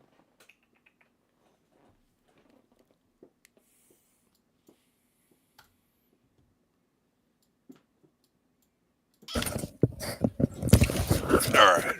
Guess who's back? Back again. All right, here you go. Hold up. dangerous. We got the Russians. Yeah. Looks like a lunar landscape. However, this place is situated here on Earth. To be more precise, that's the Semipalatinsk test site in Kazakhstan, a former Soviet republic. In 1955, the Soviet military decided to demonstrate their total destructive supremacy to the world with the help of their RDS-37 hydrogen bomb. On the appointed day, a Tupolev Tu-16 bomber took it to the height of 12 kilometers above the ground, when suddenly the radar equipment failed and the sky became cloudy. The Soviets first wanted to randomly drop the bombs somewhere in the mountains, but changed their minds at the last minute. That's why Major Fyodor Golovashko had to make a first-ever emergency landing with a fully armed thermonuclear bomb aboard. Ignoring all the bad omens, the military anyway set off RDS-37 2 days later. The mushroom cloud rose 12 kilometers above the ground. This is higher than most passenger liners can get. And although that was crazy. Yeah, passenger, they go up to 5,000 or 30,000 feet. That's like 6 miles or so, a little less. So yeah, this got up higher than that. That's fucking nuts. Yeah, it's crazy when you think about it. Why do you need a fucking weapon that's destructive? Like, I think even a fucking conventional like RPG is destructive enough, man. Damn, one Abrams is fucking overkill. Yeah, I mean, even like when Trump did the Moab in fucking Afghanistan. I mean, really, do you really need to do the biggest bomb in the world? Yeah, non-nuke. It's like but yeah, it did. At least it was good intel. At least, medium power explosion. It disband the entire pretty much ISIS bullshit. Well, that's because they made a deal with them. But yeah, whatever, Taliban. Yeah, I mean, con man. With a yield of 1.6 megatons, the shockwave unexpectedly damaged buildings within 200 kilometers. 124 miles away, dude. 124 miles. That's like, from here, that's like driving to like Alexandria. Yeah, or Brainerd. Yeah, same way to straight north. Yeah, I'm saying, think about you're in Brainerd, and a bomb gets let off here, and all of a sudden your house gets burnt the fuck down. It's like, what the fuck? That's so fucking crazy, dude. That's fucking nuts. 124 miles. Soviets were already imagining how their nuclear demon would wipe all large American cities along with suburbs off the face of the earth. Yeah. But even that amount of power didn't seem. And also imagine all the nomadic tribes. Dude. Well, like you how said, many people died that were unaccounted for? In Russia or here or anywhere you talking about? With all these testings? Mm-hmm. Oh yeah, dude, for sure. Like I said, it's the thing is it's the long term effects. How many people moved in like 10 years later didn't know, and then all of a sudden grew crops and shit and ate and died or whatever the fuck, like. Yeah. So that's what I'm saying. Like nukes, the only reason why nukes are worse than any other bomb. There's other bombs that are stronger. It's just this one is a long term fuck you up, kill you problem. Like a hydrogen. Well, not a lot. Stronger. I mean, the strongest non-nuke we have is the Moab, which, in comparison aren't hydrogen bombs not considered nuclear? Thermonuclear. Are they? Yeah, instead of using uranium and plutonium, it uses helium, hydrogen, and something else. It's a different elements are smashing into each other, but it's still radioactive as fuck. X-rays. It is. And gamma. Yeah, they're both nuclear. It's just different. And technically, it's not it's fusion instead of fission. Mm-hmm. Yeah, that's what it is. Yeah. It's fusion, and fusion's a lot stronger, as we all know. Yeah. Who know science. Yeah. Building your online business? Right. Go to Wix.com and set up your store on a single integrated platform. To satisfy them. On October 30th, 1961, on the Arctic island of Novaya Zemlya, a Tupolev Tu-95 bomber took off carrying the most powerful bomb in history, the 27-ton Tsar Bomba. If the plane dropped it like usual, it would simply have no time to fly a safe distance away and would have been ripped apart by the thermonuclear demon. To give the pilots a head start, the Tsar Bomba was dropped on a parachute, and when it descended to 4 kilometers above the ground, a new sun erupted over Novaya Zemlya. The Tsar Bomba yielded around 58 megatons, an absolute record. It was 4 times more powerful than any warhead before or after it. The blast could be seen even in Greenland or Alaska, 1,000 kilometers away from the location. The Tsar mushroom reached the height of 65 kilometers and covered more than half the distance separating our planet's surface from outer space. And the seismic wave produced by the blast circled our planet 3 times.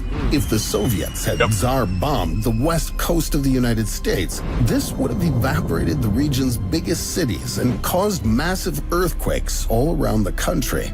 But the Americans weren't intimidated by... That's fucking... I didn't know it caused earthquakes. This...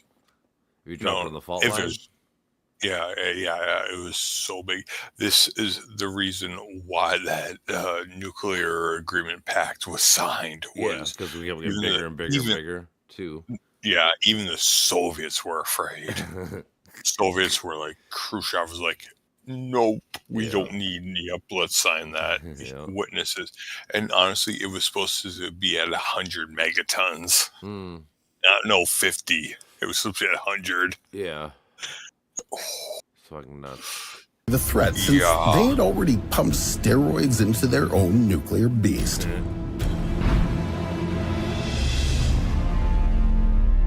On March 1st, 1954, under Operation Castle, the U.S. military carried out the notorious Castle Bravo nuclear test that left behind well-known consequences. Scientists had estimated that the...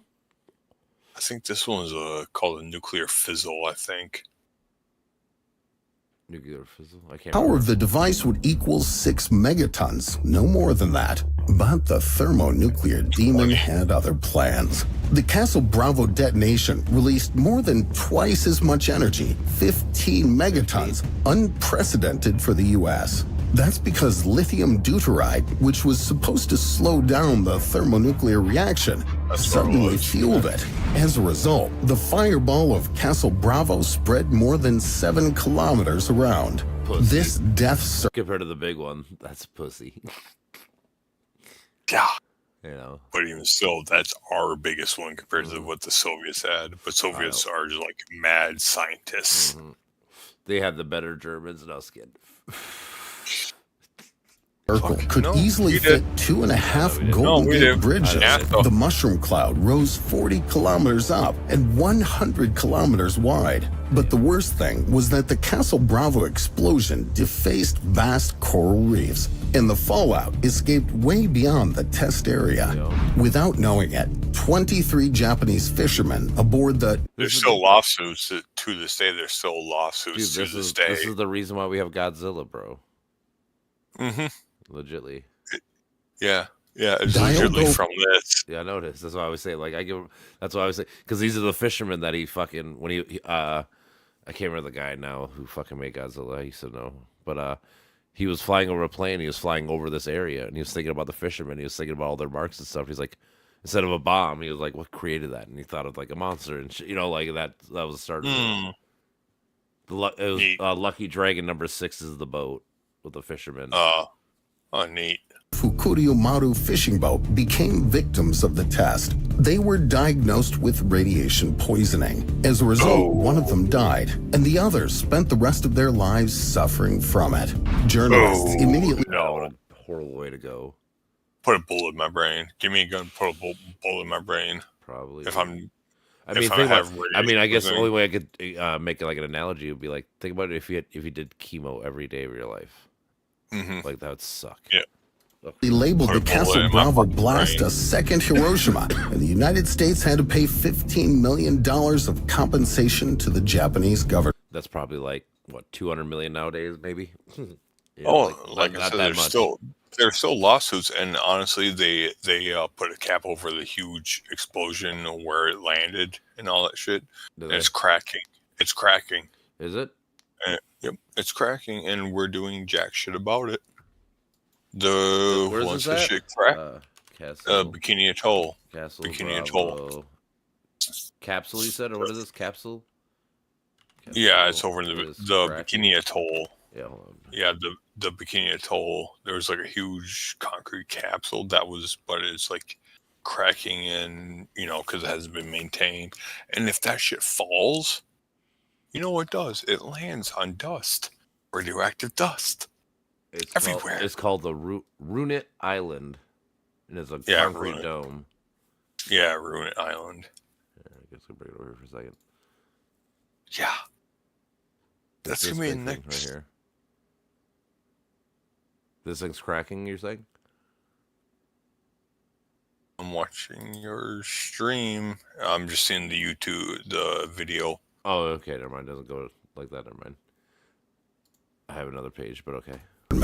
Despite this, just 2 months after the nuclear disaster, the military conducted the Castle Yankee test on the same atolls with the same atomic bomb. Was this The bigger? explosion yield matched that of Castle Bravo, 13.5 megatons. And this time, the thermonuclear demon didn't stop in the Pacific Ocean only. In just 4 days, radioactive fallout hit Mexico and the western United States. Well, it must have been like really windy or something to make it blow across the Pacific Ocean like that. Yeah. Speaking of the Marshall Islands, even 65 years after the test, measurements of plutonium in the environment are 1,000 times higher than those of the Chernobyl power plant. Wow. The nuclear weapon states realized there was no way to tame this beast. Our planet was at risk even without a fully fledged nuclear war. Anti-nuclear protests took place all around the world. And finally, in 1963, Here's the Kennedy. U.S., the UK, and the USSR signed a treaty prohibiting all test detonations of nukes on the surface. This treaty remains in force. And went underground. And yet, studying archives of the atomic age, apart from records dedicated to dangerous, destructive tests, we can also find downright ridiculous chronicles. Oh, Journey Check Beyond this is video. good. 5 U.S. Army officers It's are not standing right in the epicenter of nuclear testing. Do you Right? All these people just died because they didn't fucking realize that they're just standing on radioactive shit, like these dummies. Yeah. That's funny. think the blast wave is about to I blow wouldn't say them? dummies. No, they just didn't know. I know. Yeah, it wasn't understood. That's what I'm saying. I understand it's not. But yeah, it's like ground zero, population 5. Well, now you're all 5, you're going to be dead. Yep. Pieces. You'll be surprised. The thing is, a bomb yielding only 2 kilotons of explosive energy was set off 5.6 kilometers above the ground. The layer of the atmosphere protected the officers from any harmful effects except for the flash. If nuclear tests weren't banned, would you agree to participate in such a photo shoot? Be crazy. No. What was okay? Ruin it.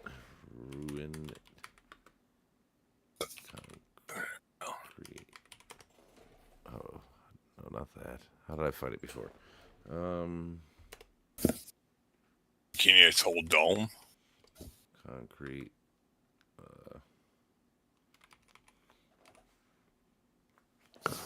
Concrete dome. That's the name I was looking for. Concrete dome. The Run It Island. Yeah. Okay, here we go. Yeah. There's one yeah. this right Yeah. here. Yep. That's that Reset collapsing. That has a lot of radioactive dust. That was bombarded.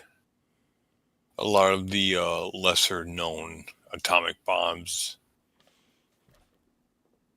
It's also called the Cactus Dome. Or locally it's called the Tomb. Mm-hmm. Sounds about right. It's containing estimated 73,000 meters cubed of radioactive debris, including some plutonium-239. Debris stems from nuclear testings, from the toll, from 77 to 80, loose waste and topsoil from 6 different islands in the Iniwak Atoll was transported to the site and mixed with the concrete to seal the nuclear blast crater created by the Cactus test. 4,000 people were involved in the cleanup of the test, and it took years to complete. All right. Here's erosion. 1982, the United States government task force raised concern on the probable breach of severe typhoons were to hit the island. In 2013, a report by the United States Department of Energy found that the concrete dome had weathered with minor cracking on the structure. It's concrete. Minor leads to major, which leads to collapse pretty fucking quick. Well, the thing is, I mean, obviously we know it's happening, so it's one of those we can. I'm assuming they're probably fixing it up. Hopefully I'm going to read something cool about like, oh, this is what they're going to be working on. However, the soil around the dome was found to be more contaminated than its contents, so a breach could not increase the radiation levels by any means.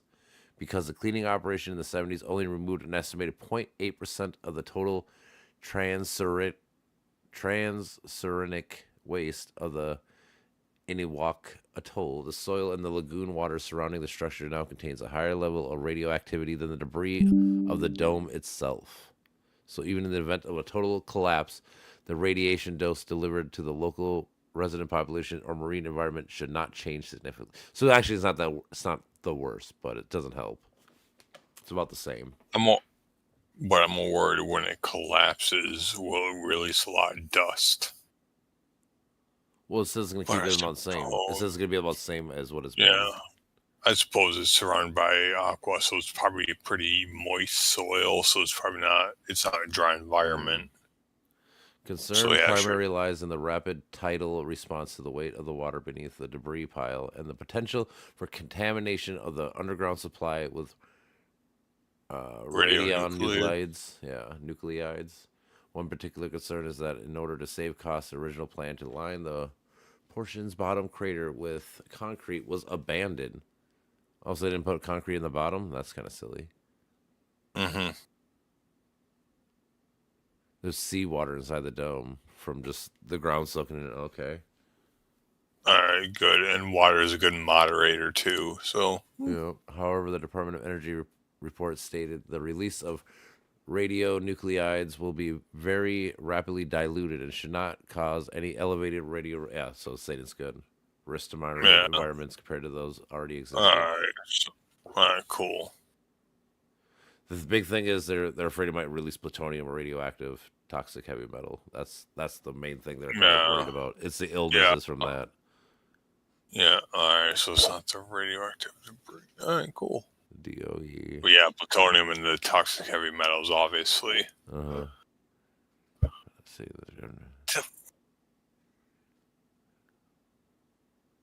Yeah, in 2020, it says the United States Department released a report stating that the Iron Dome is no immediate danger of collapse or breach and that the radioactive material within it is not expected to have any measurable adverse effects on the surrounding environment for the next 20 years. That's good, at least. Uh-huh. Is this what it looked like right here before? Put the dome on? Maybe? I have no idea. No.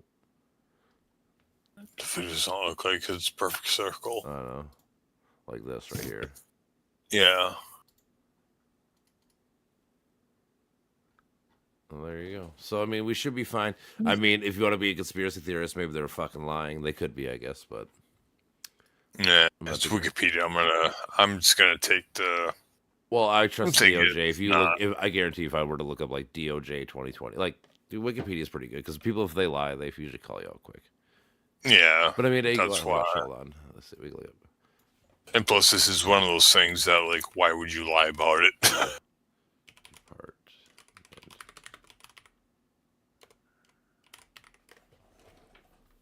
Yeah, like here's a report right here. You want to read the whole? Oh, this is climate change. Oh, of climate change, what it could do to climate change with it.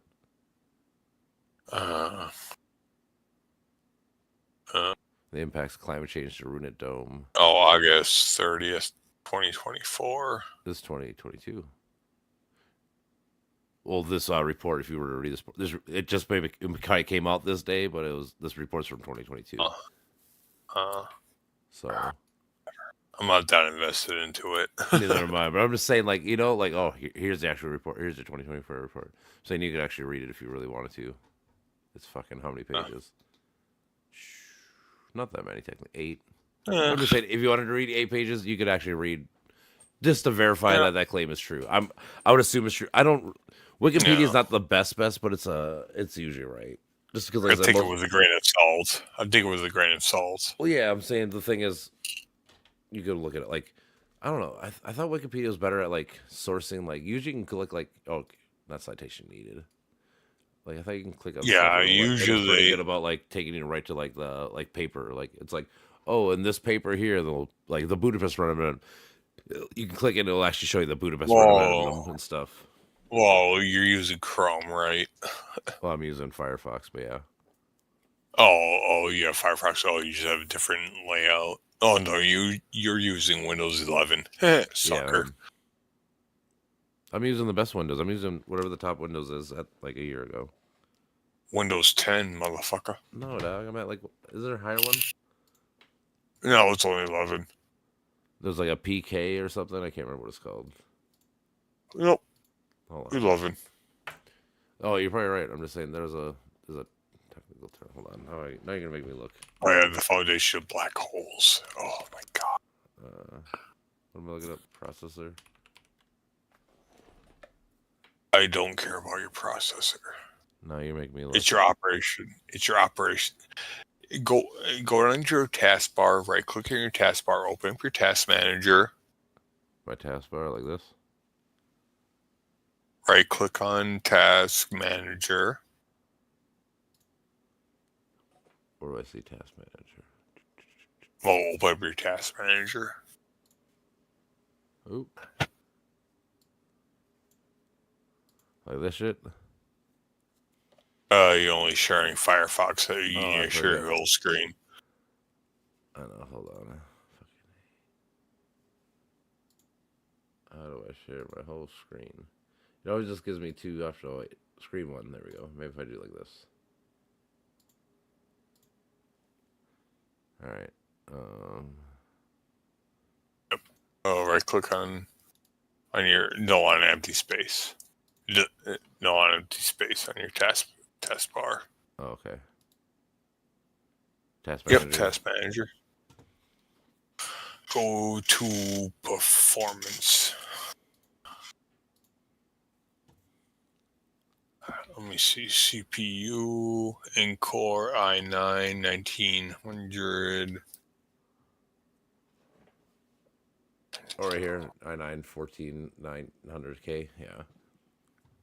Yeah, see, easy. And then if you go over to like your GPU, click on the GPU graph down to this one. Yep. Let's see. You're running Intel. Go down to NVIDIA GeForce down to the second graph that you're on board on. Is GPU 1 will be your graphics card. Yeah, this one. Oh, you got the 470. Yep. Nice. Yeah, I got it's like a WindForce, I think it was called. Geez, you got 64 gigs of memory. Yeah, dude. Because I plan on streaming and shit. I gotta fucking store shit and fucking. Damn. Eventually, I gotta click. 450 for this fucker. For what one? For your processor. Oh yeah, dude. I spent like $4,000 on my computer, dude. It's titties, dude. If you ever come to Minnesota, you're gonna jizz. I just need someone to show me how to unlock the full power of the dark side. You grew up on the internet. You just know don't go to sketchy websites. No, the thing is, I grew up on it late. So, like, my parents never had internet. So, like, I didn't start fucking around with the internet until I was, like, 18, 19. For real. Until I went to college and I had my own laptop and shit. I'm like, oh, I can use LimeWire. I can do this and this. I'm like, oh, this is fucking cool. You ruined how many computers? None, actually, because I got good advice. Like, I always got told, like, read reviews, and if everyone says it's shitty, don't fucking touch it. If everyone says this is perfect, like everyone, then that's the one you get. So I was given pretty good advice. I'd never gotten any fucking problems from downloading. But eyes are getting heavy. I was thinking I'm gonna deuce out. But that's how you get to quickly see what your thing, that's what your yeah, because you're just specky and shit. And then how strong your computer is. how much your resources are being used. Yeah, I get what you're saying. That's pretty dope. I didn't know that. But peace out, my brother. Peace. All right, peace out, motherfuckers. Love you.